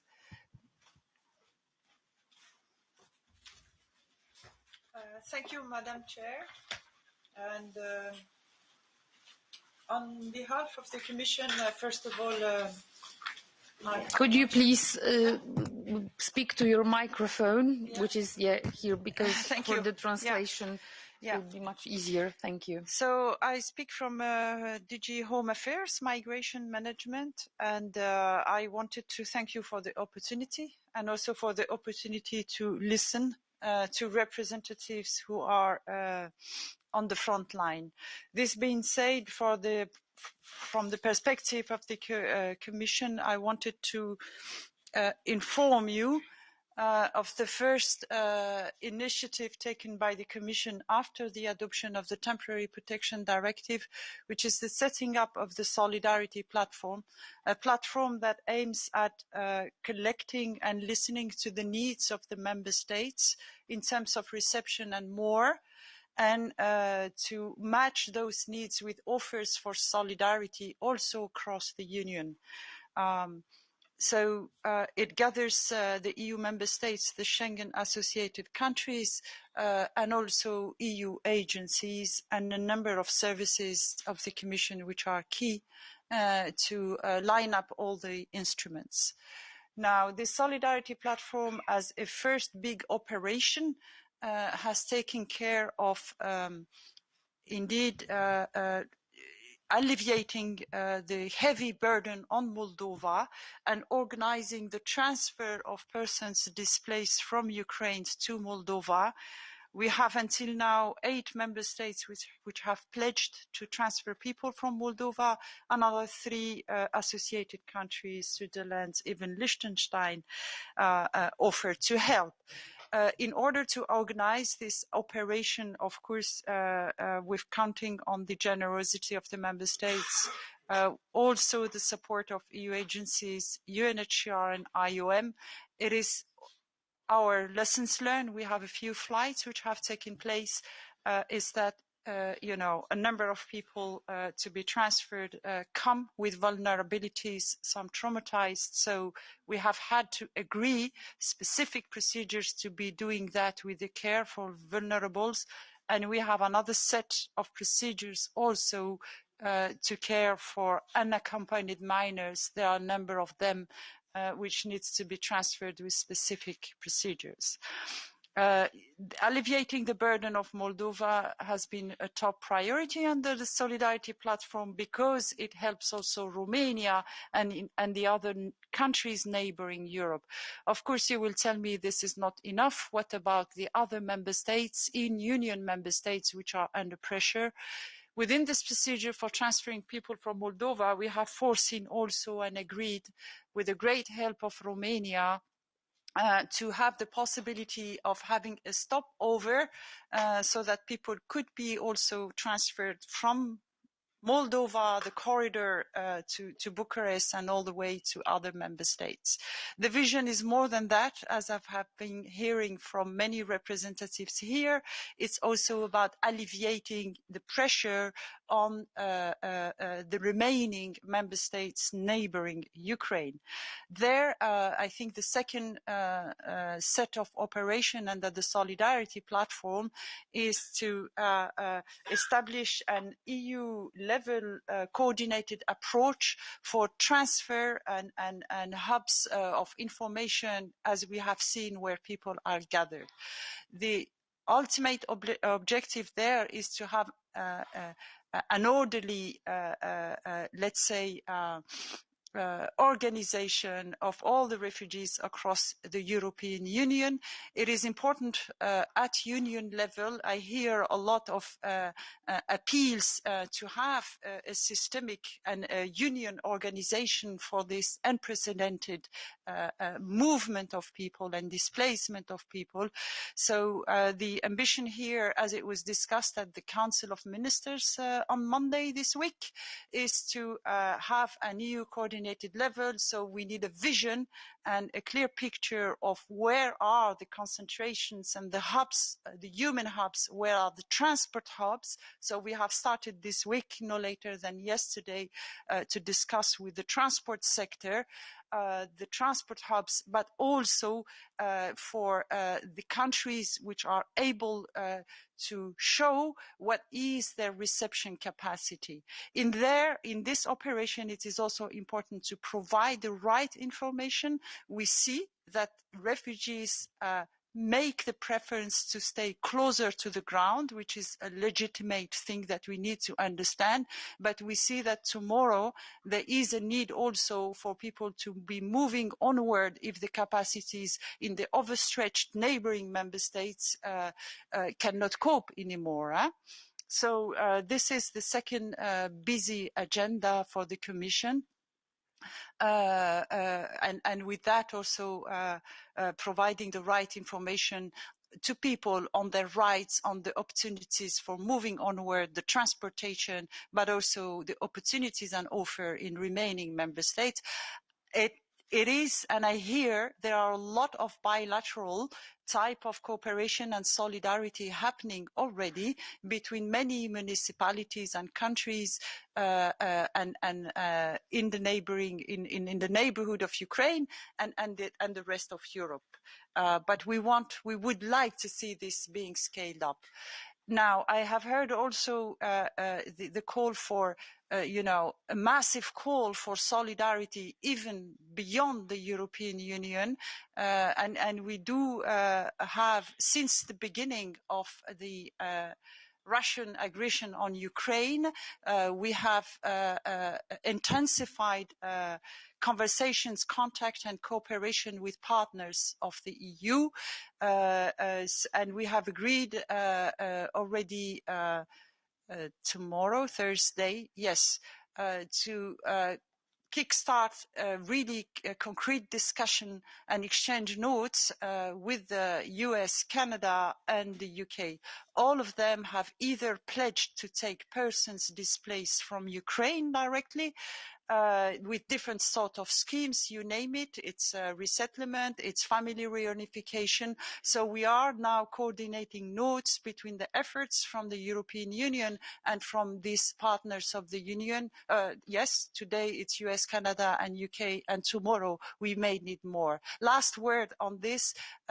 Indeed, an important thing is to deal with the situation of today, but another important thing is to prepare contingency for more than that, because nobody knows what tomorrow is going to be made of, and this is yet another strand of work that we are taking care of.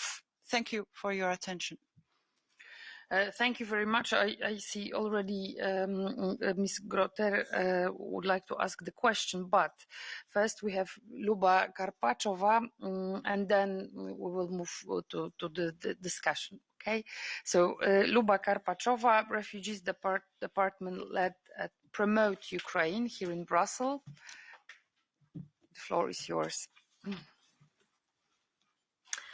Thank you very much, and good morning, ladies and gentlemen. First of all, thank you for having me here and giving a chance to speak about the challenges we have here, specifically in Belgium, that we're having with the displaced people, with the refugees from Ukraine. So my name is Luba Karpachova. I am a refugee department lead at Promote Ukraine, and it's an NGO based in Brussels. Originally, Promote Ukraine was was founded in 2014 when the first case of Russian aggression at Ukraine territory took place. At that time, the organization was more as a media and advocacy platform created. But as of February 24th, 2022, a large number of volunteers joined our organization, and we literally grew from a few people to more than 70 skilled professionals who are working day and night to support not only people in Ukraine by providing and sending them humanitarian aid, for example, but also working with the displaced Ukrainians who had to flee the country. And I will speak a little bit more about our experience as volunteers. So please bear with me because, again, I will be talking about the non-government organization experience. Belgium, being on more of a western side, almost a western frontier of European Union, wasn't really prepared for an influx of refugees. Well, nobody in reality was, but from what we have experienced, Poland, Romania, or Slovakia, or other bordering countries with Ukraine, they organized almost immediately and very quickly the reception centers for refugees, welcome desks, translation services, so even advice on the safe transit through the countries, and we're really thankful for that. But in Belgium, what we have seen initially, the initial challenges were that people were arriving to Belgium and they were recommended just stay with your friends or family. And you can imagine only few people had really friends or family here. The registration process was terrible. People had to stay for hours, 8 to 12 hours on the street, literally under the rain. Many vulnerable people with disabilities, elderly, with young children, they had to wait for long hours to be able to register for a temporary protection status, and there were no food, no support, no blankets to keep them warm during the night, for example. Nobody was really expecting them here. And thanks to the huge number of volunteers, not just our organization, but there were a lot of people, volunteers, who were offering help, hot tea, support, advice, translation. We managed to get through this crisis. And I do want to thank Belgian government compared to how usually everything is taking place with all the bureaucracy. In reality, in a few weeks, they coordinated, and now we have a proper online registration process. People do not stand anymore on the streets waiting. However, we still have some issues with the welcome desks and info lines, and this is something that we're still working with, but in general, we have passed the initial crisis for the first influx of the refugees in Belgium. So from the current challenges, what we're seeing specifically in Belgium, and I'm guessing some other countries may relate to that. So first of all, in Belgium, after the people getting temporary protection status, there is a very different registration process in order to obtain a so-called Card A. So that's the official card with which you can obtain insurance, you can work officially, you can also apply for the money support, and depending on the town, but some towns will take a 2 weeks process, but we already have examples of small villages or cities where people need to wait just to register for more than 2 months. They have appointments on the 1st of June. That means that they're living in a temporary housing, they don't have money, they don't have any support. Belgian people who are hosting them, of course, they are not able, to provide food for those people on a daily basis. It might be families of 6, 8 people sometimes. So people do not have money, work, and on top of that, many people are coming with their own savings which are obviously in Ukrainian hryvnia. So again, they cannot exchange hryvnias in Belgium, at least. I know Poland implemented certain laws to allow people to exchange up to, it's approximately 300 euro, a little bit over, to exchange those money. And that's very, very great. I'm very grateful for that, but I don't think we have the same process for the countries that are using euro. The second big challenge that we're experiencing already now, and that's what we're seeing, and we're asking for support in this direction, is the job search. The job search, you have to keep in mind that majority of people do not speak local languages. So obviously, being in Belgium, it's almost impossible to find a job without even at least basic English. So that's first problem. Then officially, diplomas are not being recognized officially, and the current process might take 3 to 4 months. If younger generation, Ukraine was already part of the Bologna process, so for younger generation, at least the diploma can be equalized, but again, after 3-4 months, which is a very long time. For older generation, diplomas will not be even equalized, so again, they will not have official diplomas to work. So question is, what kind of jobs can they have here? And the third big group is most of our refugees are mothers with young children. So mothers right now are single because their husbands are fighting for Ukraine in Ukraine. And even if they find a full-time job, they cannot be present at this job full-time in reality because they need to bring kids to schools, to kindergartens, etc. So again, we need collaboration, we need some projects where we could potentially, and as an organization, we already have some ideas, but I'm happy to talk about it at a more global scale as to how to make sure that we have projects for potentially jobs without languages or without diplomas. There would be a lot more, creating opportunities here would be very, very appreciated. The long-term housing, I think a lot of your colleagues already mentioned that it's not just for Ukraine or Poland, long-term housing. Housing in Belgium, for example, that's also quite important because most people right now are staying at temporary places. And again, hopefully, of course, the war and peace, the war will be soon over and everybody will go back to Ukraine. But a second option is that it will be a long-term problem. So those people will have to find accommodation and again, where are we going? In Belgium, estimate it's going to be 200,000 people coming to Belgium. That's an estimate as of today. We do not know how long the war will continue, and if this is going to be truly a number, probably even more people will come to Belgium. And the last challenge that we're having, and I will mention that, so I already mentioned at the very beginning, the volunteers were helping a lot, people in the line for the registration. However, unfortunately, by the government, we weren't allowed to provide official support. So while the government were mentioning to us that they need help with the translation and with people, they weren't allowing us to stay there at the registration center. We were literally kicked out from the train stations because we wanted to organize welcome desks there. So we do need collaboration and support in recognizing volunteering organizations.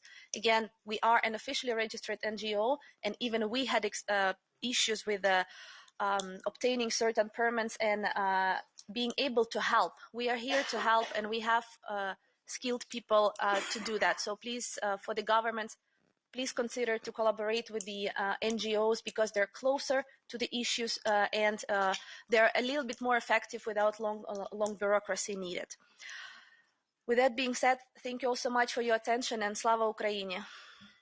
Heroyam Slava. Thank you very much, Ms. Karpachova.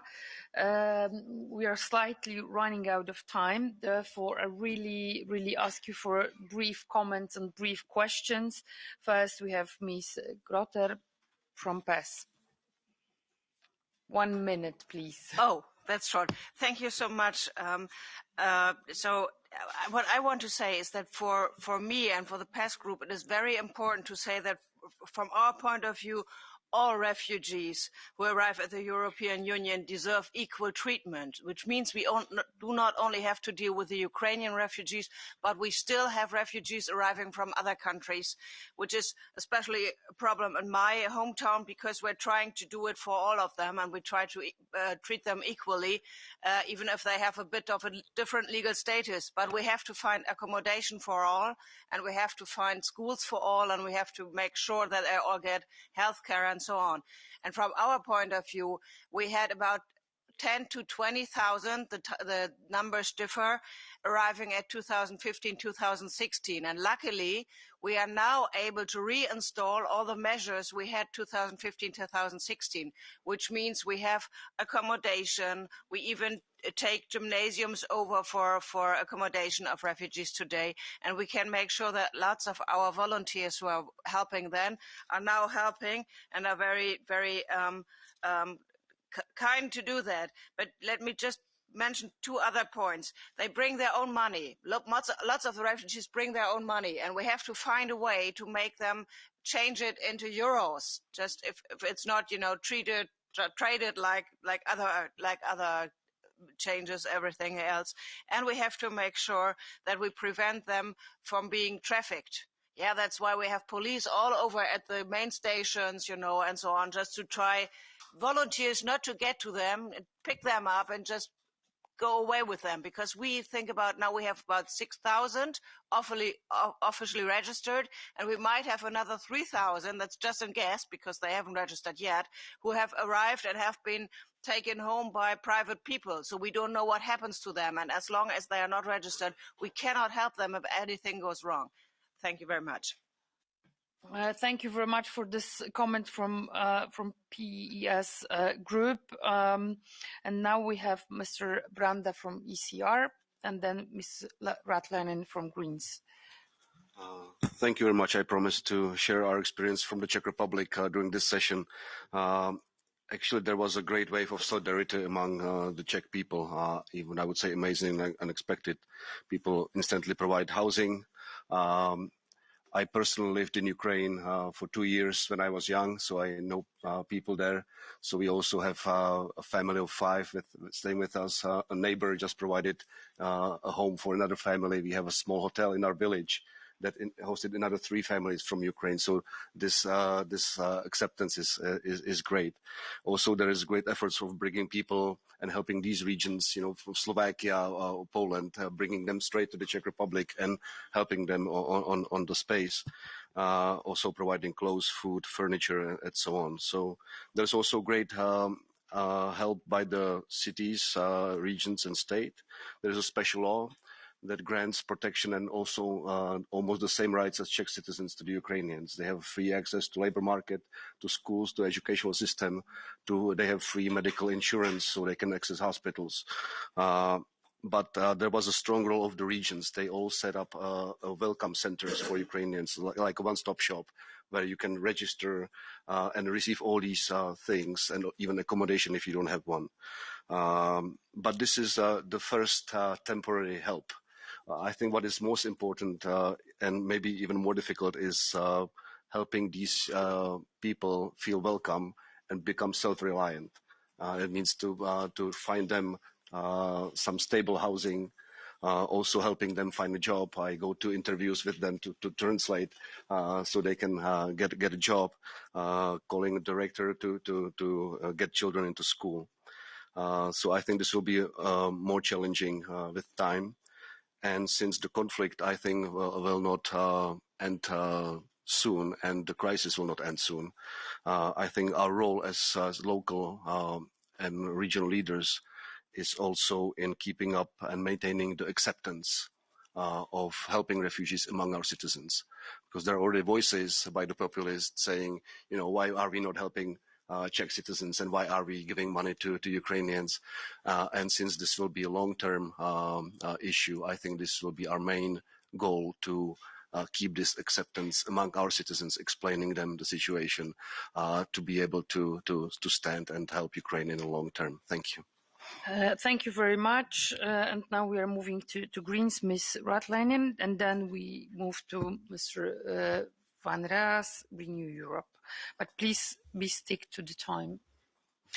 Thank you, Madam Chair. The Ukrainian people need to survive, but they also need to survive the trauma and the losses. And I want to emphasize that the children and youth, they need to continue their studies and education when we meet them and see them in our cities as refugees. Because this is a question of Ukrainian future, of course, because children and youth are the future. And in humanitarian crisis, the youth often suffer such disruptions in their education and in some crises, they might have even lost a long period of education altogether. And we have to prevent this happening, of course, in every way we can when we welcome refugees in our hometowns. In Finland, I want to share you our experiences of universities and universities of applied sciences who have decided to remove tuition fees of the refugees under temporary protection mechanism. And we are currently working on ways for Ukrainian young people to be able to both continue their studies and start studies in our universities and secondary schooling system.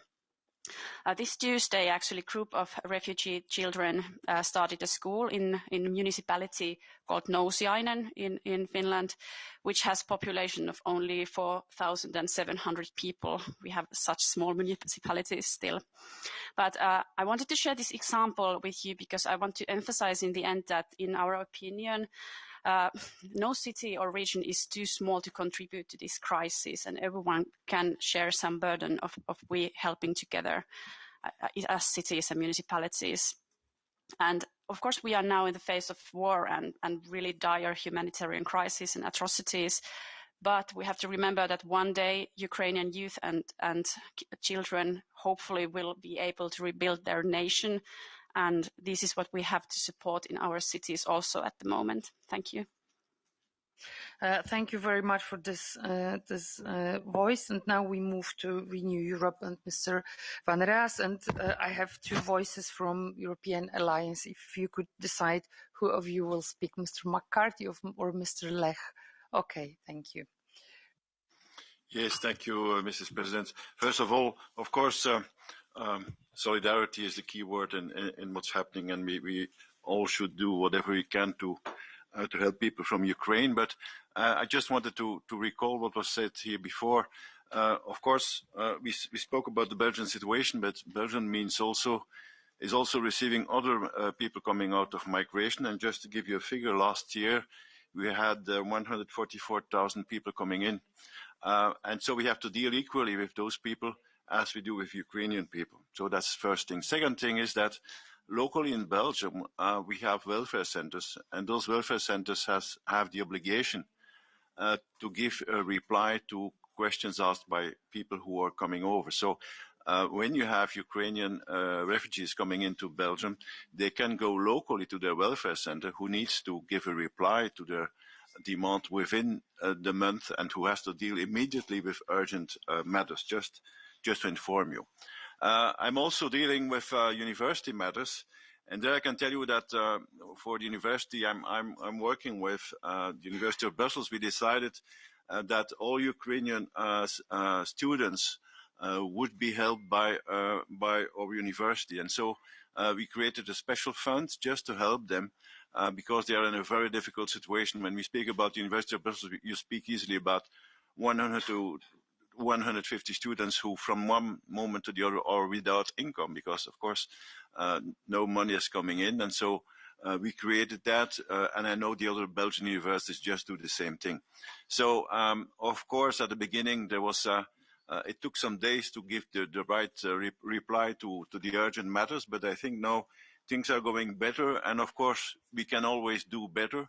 And now many other organizations, I'm also a member of a Rotary Club, they are helping concrete people on a concrete base from day to day. So I think the reply in Europe is massive, and this is a good thing. And of course, we are fighting for Ukrainian people, but also for democracy, and this is very important. Thank you. Thank you very much. And now Mr. Lech, European Alliance. Dziękuję, Pani Przewodnicząca. Dużo już zostało powiedziane na temat tego, co robimy w Polsce i co robimy w Europie na rzecz nieszczęsnych uchodźców. Szanowni Państwo, szczególnie my Polacy, odczuliśmy to jako po prostu naszą wojnę. To tak jakby zbrodnicza Rosja napadła bezpośrednio na nas, tym bardziej, że mamy z Ukrainą wspólną historię, trudną, ale wspólną i w tej chwili chyba nikt nie powie, że Rosja jest bratnim narodem ukraińskim, tylko właśnie Polska i Ukraina, szczególnie my na wschodzie. Mnóstwo działań, które zostało przeprowadzone przez te 31 dni przez naród polski spowodowało, że te 2,5 miliona uchodźców znalazło u nas schronienie jak we własnym domu. szczególnie my, samorządowcy, tym bardziej, że prowadzimy w tej chwili, nawet wczoraj powstał raport dotyczący naszych dotychczasowych działań. Są to rzeczy niezwykłe, które zostały dokonane w naszym kraju, ale również w innych sąsiedzkich. W różnych regionach naszego państwa różnie też do tego podchodzimy, bo mamy w Polsce około 2,5 tysiąca gmin, ponad 300 powiatów, 16 regionów i oczywiście zupełnie inne działania podejmowane były przez regiony, gminy, miasta leżące w najbliższym sąsiedztwie Ukrainy, inne przez Warszawę, a inne jeszcze w oddaleniu. To, co cechuje uchodźców, którzy trafiają do Polski, to to, że relokacja jest dobrowolna. Stąd też największy napływ uchodźców jest oczywiście do stolicy i do dużych miast, a duże rezerwy tkwią jeszcze w mniejszych gminach i mniejszych miejscowościach, ale wszędzie ci ludzie znajdują otwarte serca i chęć pomocy. Zbieramy dary, przygotowujemy bazę i wciąż ją uzupełniamy o miejsca, gdzie znajdą ci ludzie swoje nowe życie w naszych rodzinach, w naszych różnego rodzaju kwaterach i tak dalej. Prowadzone są zbiórki pieniędzy, redystrybucja darów, czy to do ośrodków uchodźczych, czy bezpośrednio do miejsc potrzebujących na Ukrainie. Jak również mamy kontakty nie tylko między sobą, jako samorządy polskie, ale również jako nasze bliźniacze miasta czy gminy w Europie Zachodniej, czy w różnych miejscach świata. Mogę się podzielić krótką refleksją, ponieważ dosłownie kilka dni temu byłem w ośrodku uchodźczym w Hrubieszowie, 5 kilometrów od granicy z Ukrainą. Szanowni Państwo, to jest coś niezwykłego. Kilkuset wolontariuszy z Polski, z Europy i ze świata, którzy śpią w śpiworach na podłogach, ażeby pomagać tym ludziom, którzy tam w tym ośrodku, był to wcześniej, jeszcze dzień przed wojną, rozgrywane były mecze sportowe, hala sportowa przekazana przez panią burmistrz tego miasta. Oddolna inicjatywa mieszkańców, którzy determinacją doprowadzili do tego, że ten po prostu obóz powstał. Najpierw dla 100 osób, ale w ciągu dnia przebywało tam nawet 600 uchodźców, którzy później byli odbierani przez czy to samorządy, czy NGO-sy, czy przez nawet autobusy, które zmierzały do różnych państw w Europie. I jeszcze na koniec jeden apel, który mamy jako samorządy polskie, jako samorządy europejskie. Mamy już ponad 250 podpisów burmistrzów z Polski, z Europy i świata pod tym apelem, ażebyśmy wywierali nacisk na rządy swoich państw, aby przestać handlować ze zbrodniczą Rosją, żeby przestać im dawać pieniądze na wojnę. To państwo i ci ludzie nie zasługują na jakiekolwiek wsparcie, więc róbmy wszystko, ażeby zablokować kupno i sprzedaż czy to ropy, czy gazu. Stać nas na to, ażebyśmy zapłacili więcej, ale morderców nie można wspierać. Dziękuję bardzo. Thank you very much, Mr. Lech, especially for this appeal at the very end. So now we are very quickly moving to our political debate, because one of the speakers, Mr. Vitali Klitschko, Mayor of Kiev, have really limited time for us. So very quickly we move to this debate. And without my forwards, we will move to Kiev. Vitali Klitschko, are you with us? Not only mayor of Kiev, but also head of the Association of Ukrainian Cities.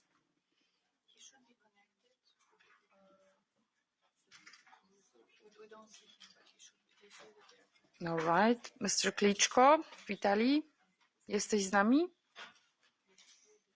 Okay, so I will. Maybe conclude the refugees. All right. So anyway, thank you very much for this very informative session on refugee issue. We really would like to present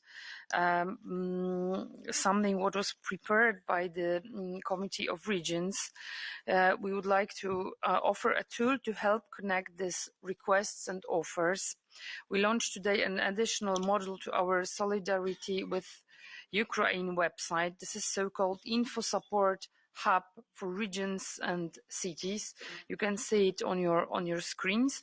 Through this hub, members and partners can submit their request for support, as well as register their offers to accommodate displaced persons, provide transport, interpretation, schooling, and other forms of help, as well as material support for the temporary placement of refugees.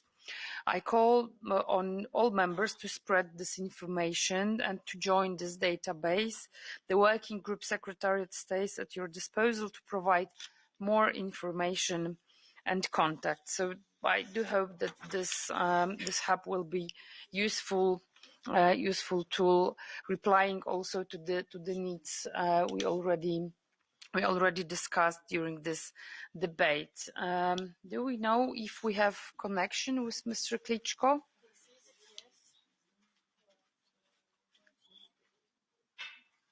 All right. So anyway, we are moving to our political debate on current political context and the EU response. The Russian invasion on Ukraine received worldwide condemnation. Governments around the world, international organizations, civil society, local leaders were very vocal about the grave breach of international law committed by Russia. The UN resolution to condemn Russia for its invasion was approved by a vote of 141 to 5, calling for Russia to immediately, completely and unconditionally withdraw of its military forces. The EU adopted an unprecedented package of sanctions that are already now affected Russian economy, especially the military sector. These sanctions will have an impact on our own economies, on the energy market, as the war already does on many sectors on economy and demography, but not a price is too high to pay to save the human lives. Another round of high-level international meetings took place last week here in Brussels with the presence of the President of the United States. NATO, G7 and EU Council adopted additional measures to stop Russia. In a meeting with Charles Michel, European Council President, the US President Joe Biden stressed that the single most important thing we have to do in the West is to be united. There are still avenues along with the EU member states need to find greater unity vis-à-vis the Russian aggression. Looking at our core colleagues, just the one appeal mentioned before, our members' initiative in actions in the past week, I can say that the EU regions and cities are united more than ever, showing unbreakable solidarity with the Ukrainian partners. In the last session, we are welcoming high-level guests who did their fair share in helping Ukraine on the international scene and are well placed to describe the political context we are working in. Do we have Mr. Klitschko with us? All right. So maybe we will move to our first speakers. Welcome Mr. Michael Gahler, member of the European Parliament, the European Parliament Standing Rapporteur on Ukraine. Mr. Gahler, the floor is yours. Dziękuję bardzo, Pani Przewodnicząca. Dear colleagues, thank you very much for the invitation. And as we're here in the Committee of Regions, just before you, my previous interlocutor was the chairwoman of the Kharkiv Regional Council, Mrs. Yehrova Lutsenko. I just met her in the parliament. And I also learned that Kharkiv region is twinned with Wielkopolska. And my region, Hesse, is also twinned with Wielkopolska, but we are not yet twinned with Kharkiv. So I hope so such a way we might establish something together in helping after the war the Kharkiv region to recover. I think that is one of the tasks that we should all undertake wherever we are from. Look, there are existing links already, and how can we extend it to existing partnerships and thereby help together also the regions and the cities in Ukraine to rebuild. As you rightly said, I am the standing rapporteur, and of course I have been for quite a while. And with this 24th of February, our agenda has changed completely. And I'm glad to see the unity that we have established, not only in the EU and NATO, but in the entire West, and also unity with regard to saying clearly who is the aggressor, the Russian president personally, but the country as the aggressor state is the country that is on the other side now. We are united with the sanctions, we are united with the support, and also with accepting the refugees from the country. So insofar we are in good shape. What Mr. Putin did not believe. He thought we would be divided. He thought we would have some formal protests and some small sanctions, as he did receive after the Crimea annexation, or we didn't react on Syria, we didn't react on Georgia properly. So he thought he would be on the safe side, minimizing his risk, and he would be welcomed by bread and salt and flowers by the oppressed Ukrainians. Misconception, total misconception. He believed in his own propaganda. And I think what we have to do now, of course, is not only implement what we have decided, but work further. And of course, I didn't mention the weapons deliveries yet. I'm very grateful for all who are investing a lot, supporting Ukraine in their legitimate fight against the aggressor. So let us, from all political fields, and support our governments, all those, and the European Union in an unprecedented step to use the European Peace Facility, a new instrument, and now we already spent $1 billion for Ukraine. I think a very strong message. But we have to, and that is indeed the challenge. We have to acquaint and make everybody very clear in the entire European Union that what we are faced with is a geopolitical fight. It is nothing only about Ukraine.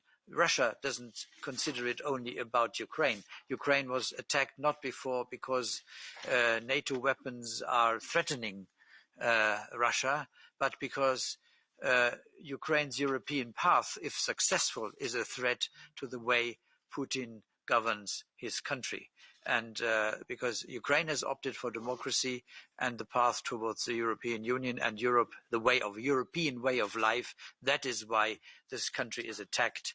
And if he could, he would like to subjugate it and reunite it, as he sees it, with motherland Russia.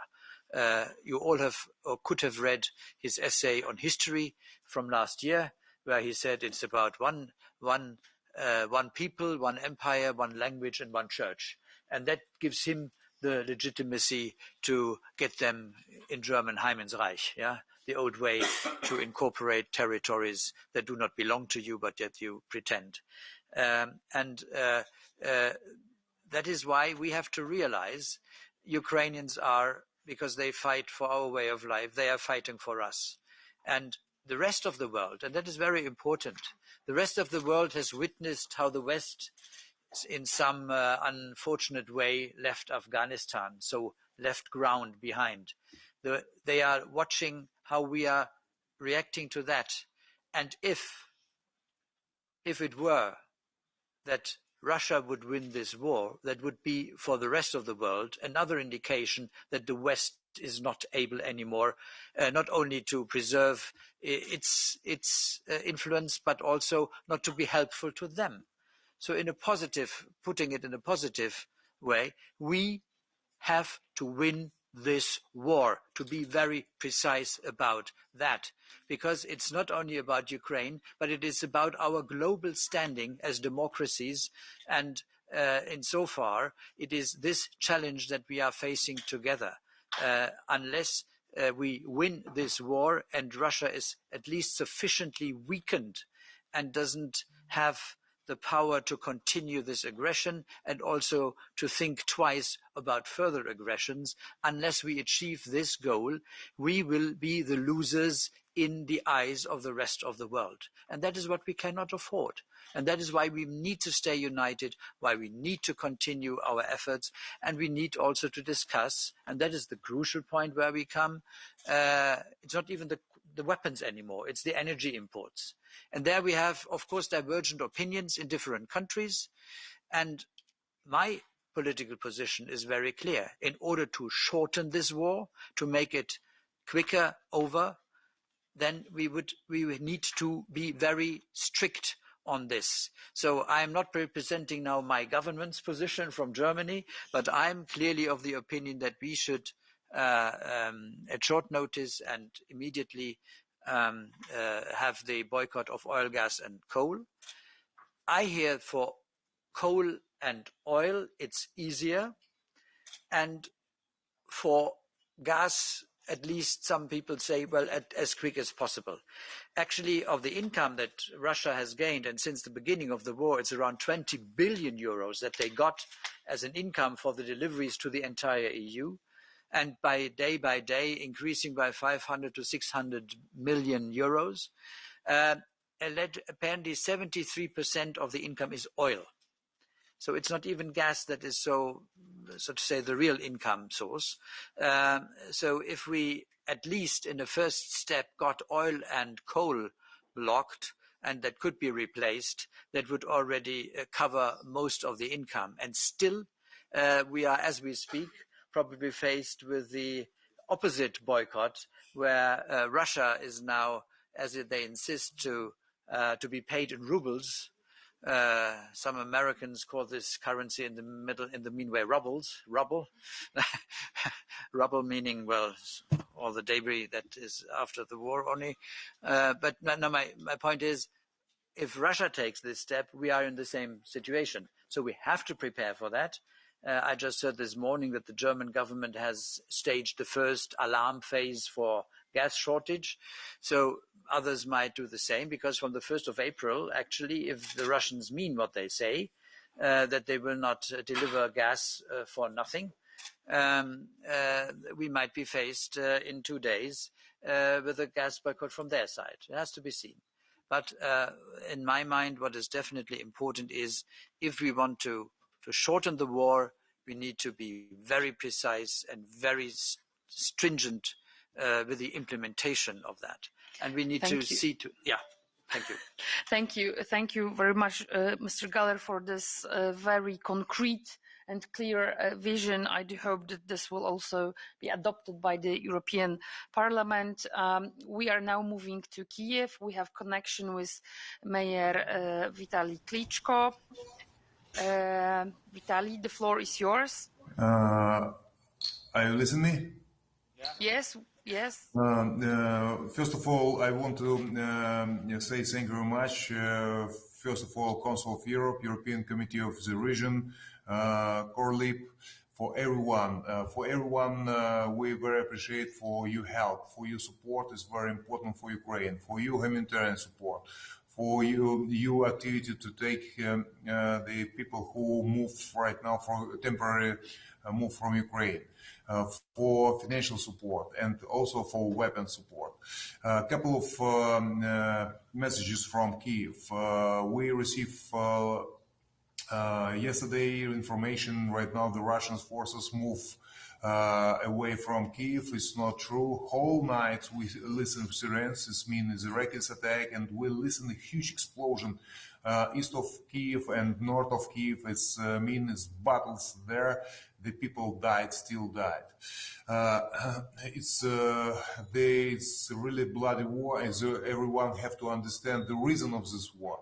The reason Ukraine want to be independent country, Ukraine want to be European country, Ukraine want to be the part of European family and with democratic values. We don't want to live in authoritarianism where nobody have in Russian Empire, where it's no human rights, no press freedom, no principal values, and actually the reason to rebuild Russian Empire. Everyone was surprised how Ukrainian forces stand front of one of the strongest armies in the world, the Russian army. Clear explanation why. Everybody surprised in the world. Because Russian soldiers are fighting for money. They paid very well, but we fighting and defend our families, our children. We're fighting for our future. And we fighting also for every one of you, because we have the same principles. We have with European Union the same values. And the reason of this war, wish to rebuild Soviet Empire. We was in USSR and we don't want back to USSR. We see our future is part of European family. One second message. Right now, we very appreciate for everyone who helped Ukraine, but we not understand some position of politician in Europe.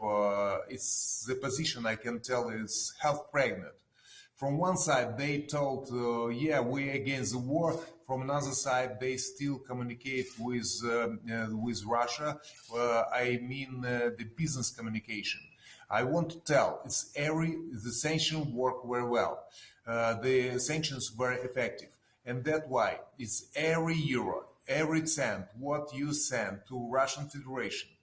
Russia never invests this money to economy, to the people. They invest the money to the army. And result, the images, do you have everyone see images from Ukraine? The result of this communication with Russia. If you make the commercial communication, business communication with Russia, this money have a blood. It's Ukrainian people blood. Right now, the world is white and black. And you support the freedom and principles and values and peace in Ukraine, or you support the aggressors at the Russian Federation. We understand it's very painful for economy for many countries. But right now, this is big tragedy, not just for our home country, for 40 million Ukrainians. It's big tragedy for whole Europe. And please don't forget, I listened that today from speakers, and I want to repeat, we're fighting for the same values. We defend not just our countries and our cities. We defend also European principles, and everyone have to understand that. I don't want to use so much time. I understand that the time is limited, but I can explain so many things. Everyone in Ukraine and everyone in Europe have one wish: to stop the war, to bring peace back to Europe. And thank you for everyone, for your activity, for your proactive position to do it everything to bring the peace back to Ukraine. Big regards and thank you very much. We very appreciate for you support, humanitarian help. We need that right now, especially in this situation. We see who are real friends of Ukraine. Still with Ukraine. And last message. Please, unity is our key for peace in Ukraine. Please stay with Ukraine, stay for the peace. And our unity is a strong position. It's bring peace for Ukraine. But we still defend our home country. We still defend our citizens. We still defend our homes. And we hope the war will be finished soon as possible. Thank you. Mayor Klitschko, thank you very much for this opportunity to hear you directly.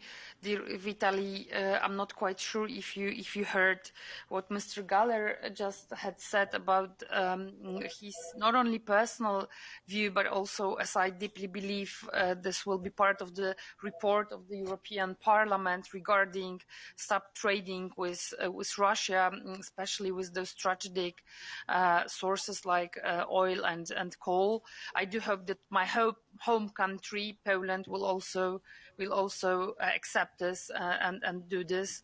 So we really wish you a lot of power, and we really do hope that the war will stop as soon as possible. All the best. Slava Ukraini.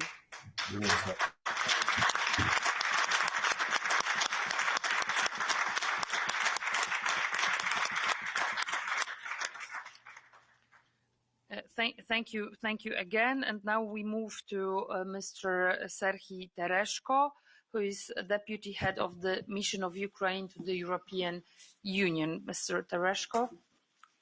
Thank you, President. Dear President, dear Mr. Galler, dear President, honorable members of the group, on behalf of Ambassador, I convey his and our mission's appreciation of your activities and of your particular group and of the European Committee of the Region in general. It is visible, it is sound, and we really do convinced that this role of your body is meaningful. Given the political nature of the panel which we are now in, I would probably shortly stop on the key general political expectations, issues which we hopefully will be supported by the European Committee of the Region and your particular group. In many cases, I believe it is already the case when the regional dimension of the European support is very strong, is very practical, and we still see the potential to further develop this support because in fact it is all about democracy. The national governments are listening to your communities, are listening to your cities, are listening to your regions, and this is up to you and to use this democracy force to push your national governments to make more difference in the international and EU in particular support of Ukraine. Mayor Klitschko in fact described the critical situation on the ground. It's full-fledged war, nothing to add more. It's war in Europe. And we do believe and we do count that every European, every community, every city consider this war as a war against them, as a war against Europe, and that is why my first Ukrainian call is to have this war visible on the ground of your communities, on the ground of your cities across Europe, to keep demonstrating that every one of your citizens, of your community members are Ukraine. So that it is not fight only of Ukraine, it is consolidated fight of Europe. That is why we really encourage you and welcome you to keep mobilizing campaigns, manifestations across Europe in your cities to demand more support for Ukraine, to demand, which is really important, still to push national governments to close the sky over Ukraine. Because, as I said, there are much more potential that sometimes citizens in Europe believe in, that they can influence their national governments. It is really heartbreaking when we see your important landmarks across Europe lighted in Ukrainian national colors, and Ukrainians in fact see these signs of support, and this kind of solidarity should be further developed and demonstrated. So first, it's please keep support of Ukraine visible on your European streets and squares. Second, it's already well said by Mr. Galler and by Mayor Klitschko that again, sometimes sanctions are very important. Sanctions are strong and harmful to Russia, but sanctions still not overwhelming to stop Russian warfare. That is why many things can be still done on national level, just on even regional level, just limiting and closing any business with Russia. stopping trade with Russia, making money with Russia, preventing investments to Russia. And just a recent example, on this weekend, my Minister of Foreign Affairs just publicly criticized one of the European-wide companies which possess hundreds of stores across Russia. That company refused to leave the market of Russia. And there was a public pressure. And yesterday, at least one element of this change was withdrawn from Russia. It was announced that we are withdrawing from Russia. So public messaging, public pressure matters, because at the end, any business cares about their reputation, even though sometimes they are not directly targeted by the sanctions. So it is also in your power, in your local communities and regional communities' power to push to stop trade and making business with Russia.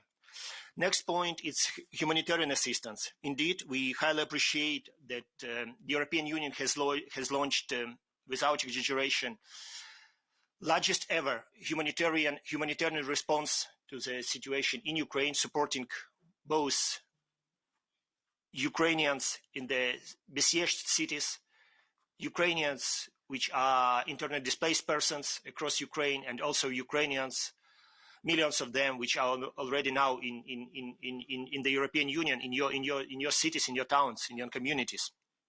So we encourage you to continue mobilizing humanitarian assistance, and to this end, we kindly encourage and invite you not only use and support the national mechanism of this humanitarian assistance, but also develop and make a full use of your twinning system, region-to-region contacts, city-to-city contacts, to not only to support the government's level assistance to Ukraine, not only on the level of the government to government, but also direct assistance to particular cities, particular communities, which you can be in touch with, or even now.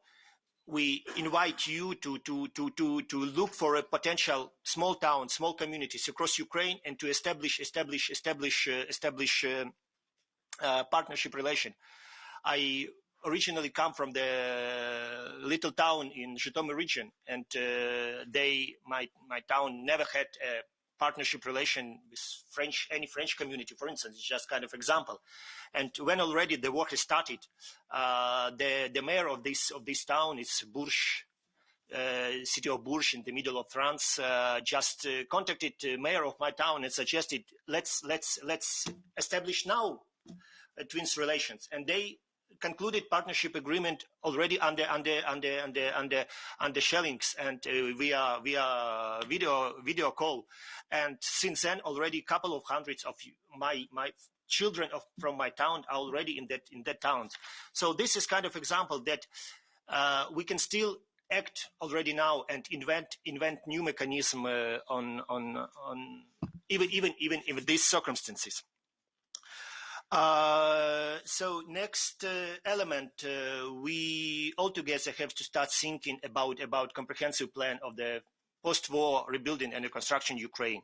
We can call it Marshall Plan, and I appreciate the European Parliament's resolution at the beginning of this large-scale elevation, calling for such kind of Marshall Plan. And I believe Committee of Region has also endorsed in its resolution such kind of assistance. It should be really comprehensive plan, and we have to altogether build up the new European Ukraine with all the infrastructure needed. And in this kind, we can also invent very, very, very simple but very, very, very practical solutions. Just again, using your twins partnership relations. Just take particular community, take particular infrastructure object, and for instance, your community takes kind of responsibility to rebuild some hospital in some small town, like it was on national level already announced that Italian government announced that they will rebuild Mariupol theater, or Greek government said they will rebuild Mariupol hospital. So nothing prevents all of us to rebuild small ambulance place in some village. So do use this opportunity, do engage into this plan of reconstruction Ukraine on the local level. Tereshko, sorry to yes. to intervene, but we really need to, because we have really tough schedule and also guests, other guests waiting to speak. So thank you very much for this intervention. And now we are moving to Mr. Verbeek, who is a president of the Congress of Local and Regional Authorities of Council of Europe. 5 minutes, if you could stick to the time, please. I'll do my best. I'll do my best. Dear Chair, dear speakers, and then all members here in this this meeting. I would like shortly to connect the personal suffering to the abstract debate on a political level we have. In daily life, I'm a governor of the region of Flevoland in the Netherlands. And yesterday on the train station of Utrecht, a traumatized woman from Ukraine arrived. She had been fleeing her country, and she arrived with one of her children, and the 2 other children died on the way. This is what we're talking about. We have contact with the region of Maramureş as a province, and they reported me that busloads of children are arriving there, heavily traumatized children, 2, 3, 4 years old. Nobody knows where their parents are. Nobody knows where they come from. They can hardly talk to each other. This is what we're talking about. Also, I would like to start the meeting that I welcome this kind of meetings. Not everybody realizes how important it is to have meetings like these. The political signal, the pressure that we organize with each other is so valuable. I've seen this in many meetings I participated. Don't underestimate what's happening in a situation like this. Don't underestimate the need for communication by all of you to tell about meetings like these and the pressure that we organize. In the face of the brutal war waged by Russia against Ukraine, such meetings, as I said, are extremely important, not only to communicate, but also to coordinate and to continue our efforts in aid and support of the Ukrainian local and regional authorities, who find themselves literally at the front line to protect their citizens and to ensure their basic needs. So, as I said, this meeting in itself is a political statement. And I want to thank you also for the opportunity to address you today on behalf of the Congress of Local and Regional Authorities of our Council of Europe. It must be clear that as a Council we stand united in solidarity with the people and the authorities of Ukraine. And we salute their courage and their fortitude, and they continue to battle against this invasion. As you already know, the reaction of the Council of Europe was swift and united. Within 3 days, Russia was expelled from this organization and all its bodies, and from most of its treaties and partial agreements. At its session last week, the Congress unanimously adopted the declaration on the Russian Federation's war against Ukraine. In one voice, Congress members condemned in the strongest terms this blatant breach of international law and stressed that they stand firmly with Ukraine and its people. The Congress called on Russia to cease the war immediately and unconditionally, stop the bombing of civilian infrastructures and residential areas, ensure humanitarian corridors for safe evacuation of civilians, stop human rights and humanitarian law violations, and withdraw its troops, recognizing the key role of local and regional authorities in addressing the disastrous humanitarian consequences faced by the citizens. The Congress also condemned the intimidation, abduction and killing of local and regional elected representatives in Ukraine. In the debate before the declaration was adopted, we heard testimonies from the Deputy Minister Negoda, from the Mayor of Kiev, Vitali Klitschko, from the Mayor of Mykolaiv, Alexander Tsenkevich, and from members of the Ukrainian delegation. Yesterday, the Russian troops shelled the building of the Regional Council of Mykolaiv. This is an attack against the symbols of democratic institutions. I call again on the Russian side to release all 11 mayors who are abducted and retained, and if and I fully endorse the Mayor's Klitschko appeals in this respect. In these testimonies about the atrocities committed in Ukraine, we heard the tremendous pride for this nation defending itself against the aggressor and the firm commitment to the values of freedom and democracy embraced by the Ukrainian people. These values are the source of their strength today. We in the Congress are also proud of the immediate response by numerous local and regional authorities and their associations in other European countries, providing aid to their Ukrainian counterparts and hosting refugees from the Ukraine. In the days before and after the debate, the associations of Ukrainian local authorities held a number of meetings to coordinate these efforts. We know that bilateral aid was provided, for example, by the associations of the local authorities from the Netherlands, Norway, the network of local authorities associations of Southeast Europe, and by many, many other individual local authorities. We have brought together our partners, European associations of local and regional authorities, such as the Association of European Regions, the AER, Association of European Border Regions, the Conference of Peripheral and Maritime Regions, to name but a few, to coordinate their support to the Ukrainian people and authorities. To coordinate these efforts, the Congress supported the launch of a platform created at the initiative of the city of Sindelfingen in Germany, whose mayor, Mr. Bernd Föhringer, is president of the Congress of Chamber of Local Authorities. The platform will serve to match the demands and needs of Ukrainian cities with the capacity, know-how, and supply from other European cities.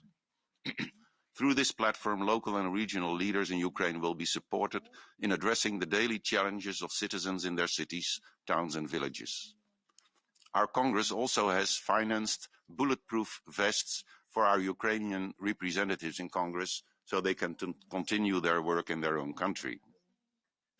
I invite you all to visit the platform I spoke about. It's called City for Cities, with 4 with a number in it. Please register and give your contribution to convert political support to concrete operational activities. Do not underestimate your possibilities for political support. At the same time, we in the Congress remain in regular contact with the associations of local authorities and in particular the associations of Ukrainian cities, our privileged partner for several years. We are using the strong partnerships built over many past years, implementing the Congress cooperation activities in the Ukraine. And I'm also convinced that the many reforms undertaken in Ukraine, especially on decentralization and local empowerment, have contributed to the admirable resistance today. Many of you here today have contributed to this work, which has helped to make local communities and their leaders stronger in standing up for democratic values.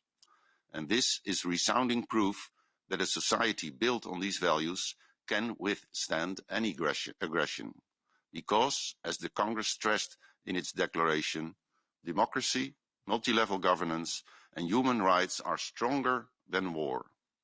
And this is why our work here, also in this meeting, is so important every day. Thank you. Thank you very much, Mr. Verbeek. We have limited time for the political groups, so please really be very, very stick to the time. 1 minute. First, EPP Group, Mr. Gablewicz. 1 minute, please. Dziękuję bardzo. Chciałem tylko podkreślić, że to co powiedział pan Mayor Klitschko, ta wojna jest dlatego, że Ukraina chciała iść naszym europejskim modelem i naszymi europejskimi wartościami. I dlatego ta wojna to jest tak naprawdę wojna z nami wszystkimi i tak jak powiedział pan Galer, my musimy wygrać tą wojnę. Nie miejmy złudzeń, to co w chwili obecnej się dzieje to pewne zatrzymanie, to jest tylko cisza przed kolejną falą. Dlatego my jako władze lokalne, jako władze regionalne i my jako grupa polityczna EPP uważamy, że nasza rola jest bardzo duża do zrobienia. Po pierwsze musimy promować promować wśród naszych mieszkańców, że to jest nasza wspólna wojna. Po drugie, musimy wśród naszych mieszkańców promować gesty solidarności, humanitarnej solidarności zarówno z miastami i regionami na Ukrainie, jak i z wszystkimi uchodźcami, którzy dzisiaj w dużej mierze przybywają do Polski, ale wiemy, że za chwilę pojadą dalej. Dlatego wszędzie potrzebna jest wspólna solidarność. Po trzecie, musimy wywierać presję na nasze rządy, aby natychmiast z jednej strony dostarczały broń, a z drugiej strony żeby wprowadzały realne sankcje, bo i tutaj musimy wiedzieć, że świat jest czarno-biały. My musimy wiedzieć, że tutaj wszyscy ci, którzy nie chcą wprowadzać sankcji, którzy chcą dalej handlować z Rosją, tak naprawdę powinni się znaleźć poza klubem wspólnoty europejskiej. Powinniśmy to jasno i wyraźnie za każdym razem artykułować. Wreszcie powinniśmy wywierać presję na Komisję Europejską i na wszystkie organy Unii Europejskiej, aby budować pomoc tu i teraz, żebyśmy zbierali pieniądze tu i teraz na pomoc Ukrainie, na pomoc uchodźcom i wreszcie, żebyśmy myśleli długodystansowo, żebyśmy skończyli z naiwnym myśleniem, że świat wróci kiedykolwiek, będzie kiedykolwiek taki sam i będziemy mogli robić z państwem rosyjskim, przynajmniej w takim jego autorytarnym kształcie, dalej biznes. Nie będziemy mogli, musimy zbudować własną odporność, musimy zbudować dobrą perspektywę dla Ukrainy na jej odbudowę, musimy uniezależnić się od rosyjskich źródeł, starać się wywierać presję na zmiany również tam. To są wszystko działania, które muszą być podjęte. Dziękuję bardzo. Thank you very much, Mr. Geblewicz. And now we are moving to Mr. Ortyl. Sorry. We have first Mr. Grotter from PES group, and then we have Mr. Ortyl from ECR group. Thank you so much, Madam President. I will speak German. Wir sind der Meinung, dass alle Flüchtlinge gleich behandelt werden sollten. Die International Crisis Group berichtet, dass Minderheiten sowohl von ukrainischen Behörden als auch bei der Ankunft nach Polen oder Ungarn diskriminiert werden. Farbige Ukrainerinnen und Nicht-Ukrainer berichten, dass sie sowohl von ukrainischen Personen als auch von Personen in den Aufnahmeländern bei ihrer Flucht nicht gut behandelt wurden. LGBTQI Personen laufen Gefahr, in Polen und Ungarn, den beiden größten Aufnahmeländern, weniger herzlich willkommen zu sein, da sowohl die polnische als auch die ungarische Regierung homophobe und transphobe Rechtsvorschriften verabschiedet haben. Transgender-Frauen dürfen die Ukraine nicht verlassen, weil sie in ihren Dokumenten als Männer identifiziert werden. Auch diese Fragen müssen wir ansprechen, wenn wir über eine Hilfe für die Ukraine sprechen. Gleichzeitig müssen wir dafür sorgen, dass wir unsere eigene Energieunabhängigkeit so schnell wie möglich erreicht werden, ohne uns anderen Ländern auszuliefern, in denen die Menschenrechtssituation ebenfalls problematisch ist oder auch dort zu Kriegen führt oder diese unterstützt. Darüber hinaus bedarf es einer engeren Zusammenarbeit mit ukrainischen Städten. Die SPE-Fraktion möchte vorschlagen, eine förmliche Vereinbarung mit dem Verband ukrainischer Städte, der Präsident ist Vitali Klitschko, zu unterzeichnen. Teil des Angebots könnte sein, dem Verband ein Büro in den Räumlichkeiten des ADR zur Verfügung zu stellen und eine neue Partnerschaft zu begründen.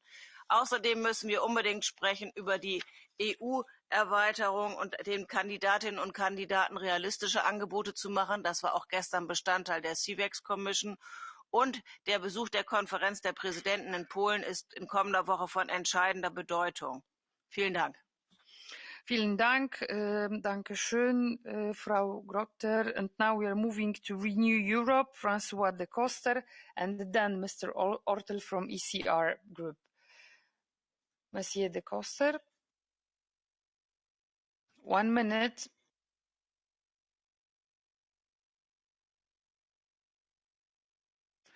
Okay, so we are moving to Mr. Ortel, and then maybe we will. Do we have connection with Mr. de Coster? So, okay, so Mr. Ortel, Pani Marszałku, bardzo proszę. Dziękuję bardzo, Pani Przewodnicząca. Szanowni Państwo, myślę, że oceny nasze polityczne, oceny nasze historyczne są dzisiaj prawidłowe i celne, ale myślę, że nie możemy pozostać na tych komentarzach, na tych ocenach. musimy działać. Jesteśmy w Europie w XXI wieku, a putinowska Rosja porywa ukraińskich samorządowców, merów wielu miast, jak to było powiedziane. Na pewno jest to starcie, szanowni państwo, cywilizacyjne. Pamiętajmy o tym, że mamy do czynienia naprawdę z wielkimi zjawiskami tutaj społecznymi i politycznymi. Chciałbym przykład dać naszych oczywiście polskich obywateli, naszych wszystkich działań samorządowych i dlatego też zaapelować o tą dobrowolność i przyjmowanie rodzin ukraińskich. To się dzieje oczywiście w Europie, nie ma wątpliwości, ale chciałbym o to apelować, żeby tak dalej było i dedykowanie tutaj jest konieczne też środków europejskich. Ja myślę, że ta baza ofert zweryfikowanych będzie działała i będziemy mogli przedkładać to rodzinom ukraińskim do wykorzystania.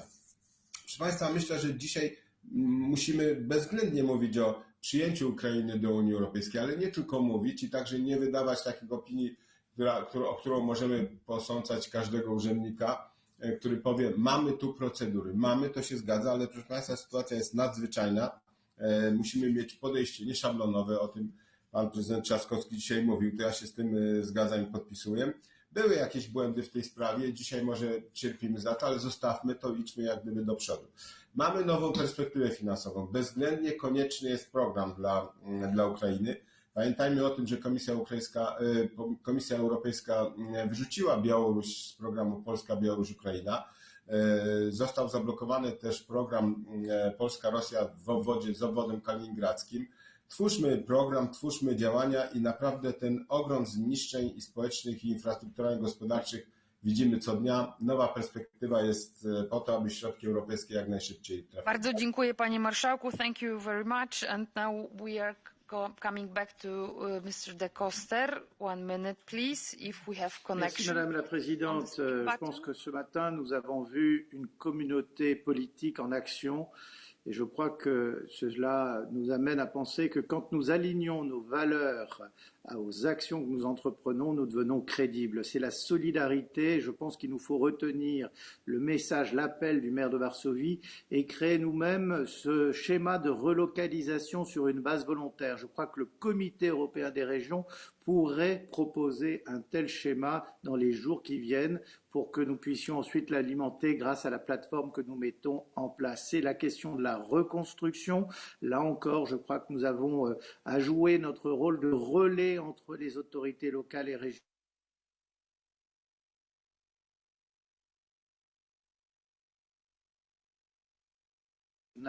Et le niveau européen, comme un continent qui n'a pas la maîtrise totale de sa souveraineté. Il nous faut aller conquérir notre souveraineté énergétique. C'était la CECA qui nous a lancé dans le projet européen. Aujourd'hui, cette affirmation d'une souveraineté énergétique est essentielle pour l'avenir de l'Europe, comme nous devons conquérir notre souveraineté militaire et créer, après l'échec de la CED en 1954, une véritable Europe de la défense. Je vous remercie.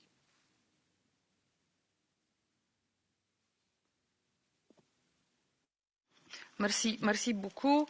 And now we are moving to European Alliance. Kieran McCarthy, the floor is yours. Yeah, thanks, Madam Chair.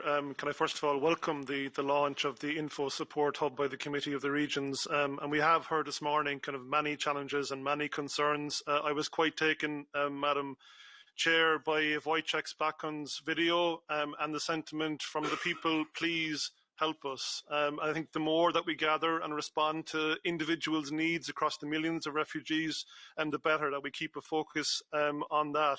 We also heard this morning with the challenge of targeting raised finance into the right channels. We heard this morning of the crucial role of local and regional authorities in the front line and the need for logistical support. We heard this morning the need to support the Commission's core aid points. I know there's a lot of people who are some people are driving into Europe with large trucks and looking for these aid points. They're randomly, even though there are many people who are targeting and they know who to speak to. So we need to help people who want to help. I think that's important. We heard this morning the call to strengthen the solidarity platform, the call to look at the the piecemeal and improvisation of the relocation system, the fear of overwhelming waves of refugees to come, the need to recognise educational qualifications and diplomas, the need to further support sister cities collaborations, the need to harness networks of local and regional authorities. And I feel this morning we're only scratching the surface of what we need to do as a Committee of the Regions. So my question is, when are we going to meet again? Thanks. Thank you very much, Kieran. And now we are moving to the Greens. Ms. Raatilainen, 1 minute, please. Thank you, Honourable Chair. And on behalf of the Greens, I want to express gratitude for you and all our colleagues who are in the front line and have been mobilising solidarity, strong response and humanitarian aid so far. We are very committed to engage actively in our cities and regions to support our sister cities who are in the front line. And we are committed to welcome Ukrainian refugees into our cities, as well as all others that seek refuge from atrocities. We are committed to continue dialogue and calling for a European solution to distribution of refugees. And therefore, we do welcome the declaration of the working group and its call for solidarity mechanism in receiving and welcoming refugees. We are motivated to combat human trafficking of women and children and girls who are in vulnerable situation at the moment. In Finland, for example, we are planning on working more closely in future with our sister cities in changing knowledge and practices in protecting people, and I encourage all who cooperate with their sister cities already to stop exploitation of vulnerable people who seek refuge. And we are committed to work in our cities to get rid of dependency on Russian fossil energy. If we want Europe to abandon Russian oil, coal and gas, our cities need to work for energy independence as well. Cities have to become self-sufficient and accelerate the green transition to renewable energy. We have energy plants and we have energy companies, and we have a role in cutting off the Russian energy. This will have a direct answer to war, as Mr. Geller said earlier. And I mean, the issue of energy and money is also our issue. Thank you. Thank you very much. Thank you, Ms. Raatilainen. Thank you, all the speakers in this part. And now we are moving to our closing session. Dear members, we are honoured to welcome today the European Commissioner for Home Affairs, Ms. Ylva Johansson, who will address our Assembly with some ideas to consider on how the Committee of Regions can work together with the European Commission to support Ukraine. It would be also great to hear about the result of the extraordinary Home Affairs Council on last Monday, 28th of March, which decided to the new forms of technical support and flexible financing solutions in the form of a 10-point plan. Madam Commissioner, the floor is yours, and then after you, our President Apostolos Tzitzikostas. Madam Commissioner, you are more than welcome. Thank you. Thank you very much, and thank you for this opportunity to address you. As you are all well aware of, we are in the middle of the biggest refugee crisis we've ever seen since the Second World War. And of course, my time is 24/7 occupied by all the problems, all the challenges, all the things that we need to deal with. But let me also start with the positive things. I would like to start by thanking you. In these days, I'm extremely proud of being European when I see how our citizens are opening their homes, are acting as volunteers, welcoming the refugees, giving things, helping in many aspects, the NGOs, the civil society, but especially, I should say, cities and regions. And you are in the leader of how to organize this with the local and regional authorities. And I would like to take the opportunity to thank you for all you are doing, because I think it's really impressive, the wave of practical solidarity that we see right now. And of course, the challenges are huge. Up till today, 3.8 million refugees have arrived to us from Ukraine. They arrive in the bordering countries, of course. 1.2 million has gone further on to other member states. When the peak, we received around 200,000 refugees per day. Now it has gone down the last week, around 50,000 per day, and yesterday 35,000 refugees arrived in European Union. We have looked into where these refugees are. They are not staying very long in all member states, so some of them go further on. When we take into account also the size of different member states, we can see that Poland is the #1 country with more than 1.5 million refugees still in the country. They are hosting the biggest population according to their own population, and are doing a tremendous, impressive job. Country #2 is Austria, also welcoming almost 250,000 refugees. Country #3 is Czech Republic, with the same amount as Austria, actually, really doing great. Country #4 is Estonia, hosting 25,000 around in a small country. Country #5 is Hungary when it comes to people staying there. So it's important to see that the countries bordering Ukraine are doing a lot, but also other member states are doing really, really a lot. Half of these 3.8 million are children, as you are also well aware of, and it's really also a change on those are coming. The first wave was people with relatives, connections, friends in the EU. Many of those were picked up directly by their families or friends at the borders. The people coming now are more traumatized, are having less resources, are having very few of them actually know where to go. Very few of them have relatives or friends to connect to.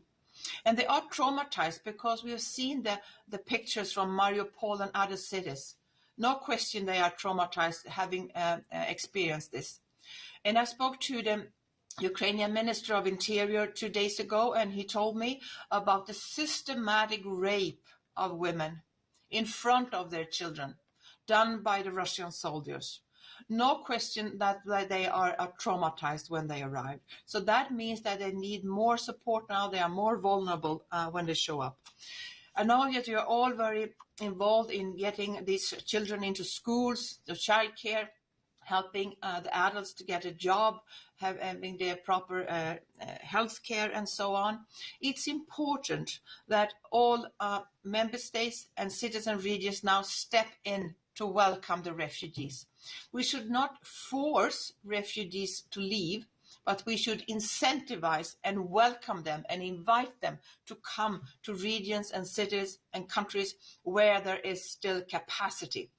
So this is something I will ask you. I think this is important that we have in this way a fair distribution by inviting people to come.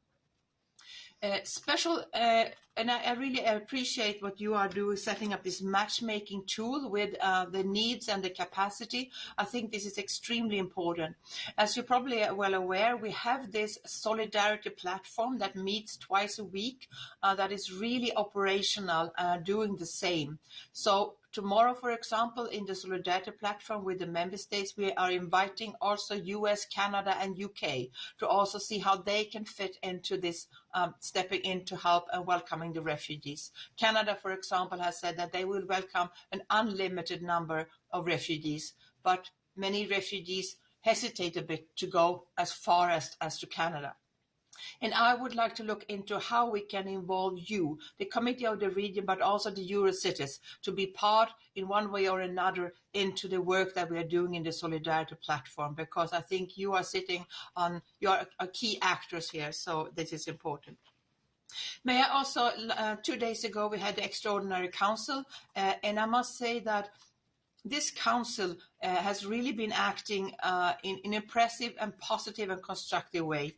Only 1 week after the war started, this council of ministers of interior managed to unanimously activate the Temporary Protection Directive, which is a 20-year-old directive that had never been used before. And I think this was really an impressive step. 2 days ago, we had an extraordinary council again, and now I presented a 10-point plan on what we need to do the coming days and weeks. And I will not go through this whole plan, but just to mention a few things. We need to step up on a European registration system to make sure that everybody's being registered in European in a proper way.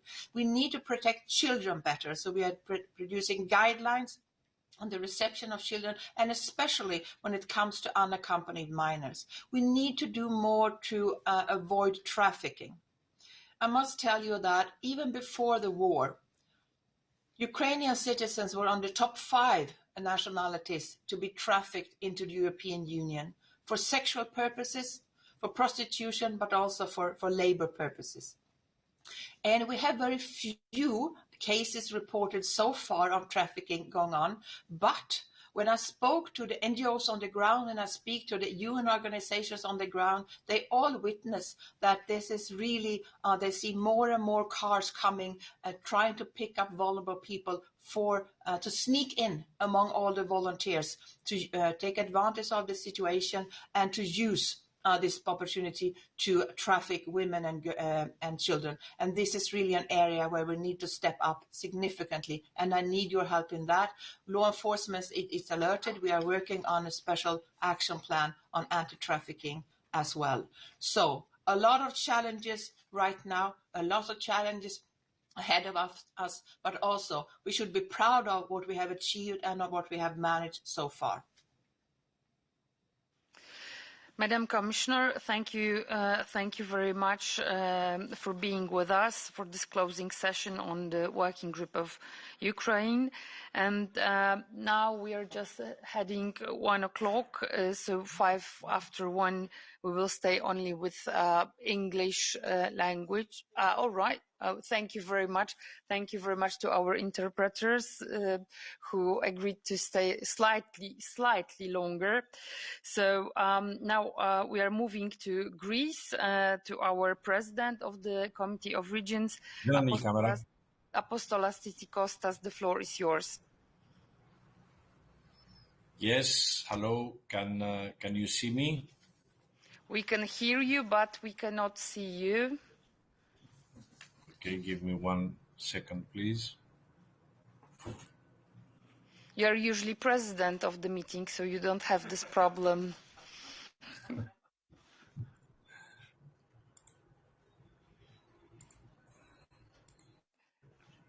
Can Secretary somehow...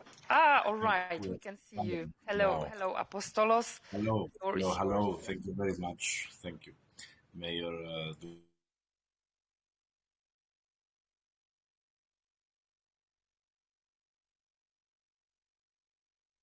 We lost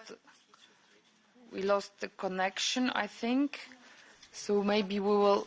All right. You have me. Oh, all right. Okay. So, Mayor Durkiewicz, Commissioner Johansson, President Verbeek, Mayor Sadovyi, Mr. Chernov, dear colleagues from Ukraine. Today's meeting was, of course, meant to be the moment to launch a new project on integrity, bringing together 5 Ukrainian cities and 5 EU local and regional authorities to cooperate on good governance led by common European values. And Mariupol was one of the 5 Ukrainian cities committed to working across our borders. Instead of this, the ruthless invasion and the violent war against Ukraine has put this initiative of dialogue and cooperation on hold.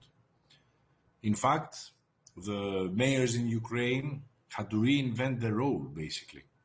Rather than running their cities through times of peace, they are leading their communities through times of war. And as we speak, these mayors are fighting hard to defend their cities, to protect their people, while houses, schools, hospitals, markets, theaters are being bombarded. And at the same time, in Ukraine, mayors have been kidnapped in a blatant disregard for international law. So let's be honest here. The mayors of Ukraine are being targeted because they stand for democracy and freedom, because they have chosen to walk the European path. While this is happening in Ukraine, regions, cities, and villages all across the European Union have opened their arms and literally their hearts to the Ukrainian people that had to leave their country, fleeing from war. They have welcomed almost 4 million Ukrainian refugees who have left so far, offering shelter, food, support. The European Union has also been swift to help. It is thanks to Commissioner Johansson that new EU laws were adopted quickly, giving Ukrainians rights and protection while in exile. It is thanks to Commissioner Ferreira that EU funds, originally earmarked for EU territorial development, are now helping those who have fled the war. It is Commissioner Lenarčič who is driving humanitarian aid all across Europe. This is what European solidarity is about. This is Europe showing that it has learned from past experiences and crises. So let us not forget that cities and regions are also today helping refugees to enter the local labor market and welcoming pupils into the education system. Furthermore, many regions, including my region here in Central Macedonia, Greece, have already channeled humanitarian aid and medical supplies along with financial resources. The region Sud of France launched humanitarian convoys for Ukraine, to Moldova, Poland, and of course Ukraine. 45 trucks have already left France and brought 1,000 tons of emergency and first aid kits to the people of Ukraine. And today, ladies and gentlemen, our committee is launching an information support platform for local and regional leaders. And this is a sign of concrete help that is facilitated by the European Committee of the Regions, offering up-to-date information on EU funds and rights. The Info Support Hub matches requests and offers for aid. Cities and regions sheltering refugees can submit their specific needs and find help from other European regions and cities. So this is my call today to all regional and local leaders across the European Union to join our solidarity project and support the bordering regions that alone cannot help the millions of refugees arriving. We, the cities and regions of Europe, must share the responsibility.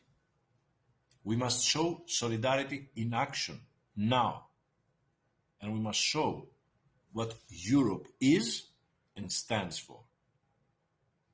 So, dear Commissioner, I welcome the 10 points adopted last Monday at the Council to strengthen the EU coordination to welcome people flying from the war. Nevertheless, we need to remember that many of the steps identified by the 27 EU member states fall in the remits of regional governments. So politically and practically speaking, in order to be implemented, the full involvement of the three levels of government is needed indeed. We cannot be in favor of this top-down approach disregarding subsidiarity, and in particular the support provided by mayors and presidents of regions from all over Europe. Dear colleagues, during our summit that was held in Marseille last month, we opened a permanent contact line between EU cities and regions, and of course the Association of Regional Councils of Ukraine. This working group today is a bridge to our colleagues in Ukraine, and I really thank you for giving them a voice within the European Union. For instance, the mayor of Gdansk mobilized hundreds of mayors, replying to a call from Vadim Boychenko, the mayor of Mariupol, who demanded our national leaders to fully ban trade with Russia and to give Ukraine the EU candidate status. Today, we must not forget that in Mariupol, there are still 160,000 citizens which are de facto prisoners of the Russian army. So today, we echo their call for safe humanitarian corridors, and we want these corridors now. Dear colleagues, by granting the mayor of Kiev President of the Association of Ukrainian Municipalities, the honorary membership of the European Committee of Regions. What I want to stress out is to call the strengthening of the European perspective of Ukraine. This perspective must be part of the reconstruction plan offered to Ukraine once the war will be over. And finally, next week, with Commissioner Ferreira, a delegation from our committee, myself included, we will go to the bordering regions of Poland. We want to see firsthand the real needs on the ground of these regions. And in addition, at our next plenary session in April, we will discuss with Commissioner Lenarčič about the humanitarian aid channel to Ukraine.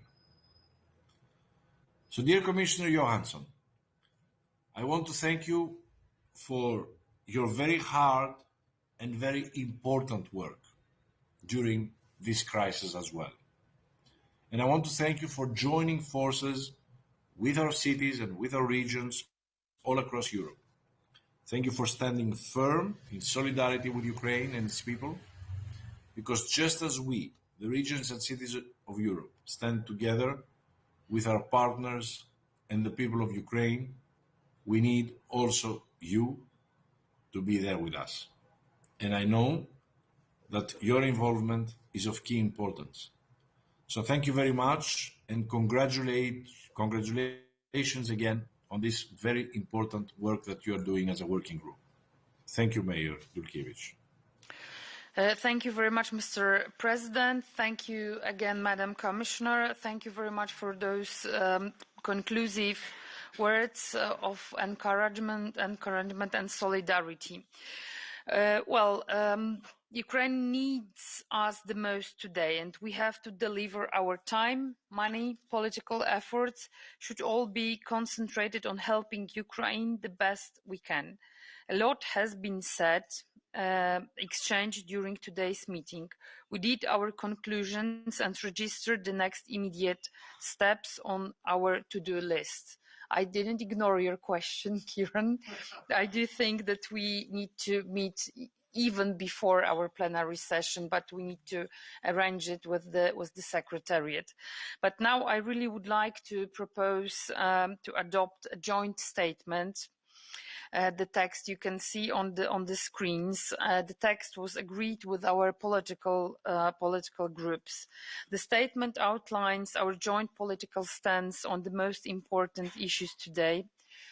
Not only humanitarian aid, support to refugees within the European Union, offering the Ukrainian European perspective, and setting up a concrete construction plan for Ukraine.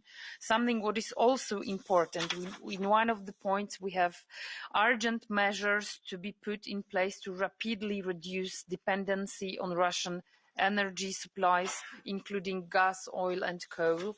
This is something that goes somehow in line with what was said by Mr. Galler. Of course, maybe some of us, including me, would like to put immediate stop of trade, but we do believe that it is not so easy. But I think the direction is proper, and we really need to work on harder. If there are no objection to the statement, I consider it as adopted. I would like to thank all of you. Thank you. Thank you very much. I really would like to thank all of you present here in Brussels, but also to plenty of members and non-members, organizations, but also to our Ukrainian colleagues present also online. Thank you for your active participation and involvement, which is not always that visible in the political bodies, but I deeply believe that here we are working with our hearts. So as I said, the date of the next meeting will be set up with the Secretariat.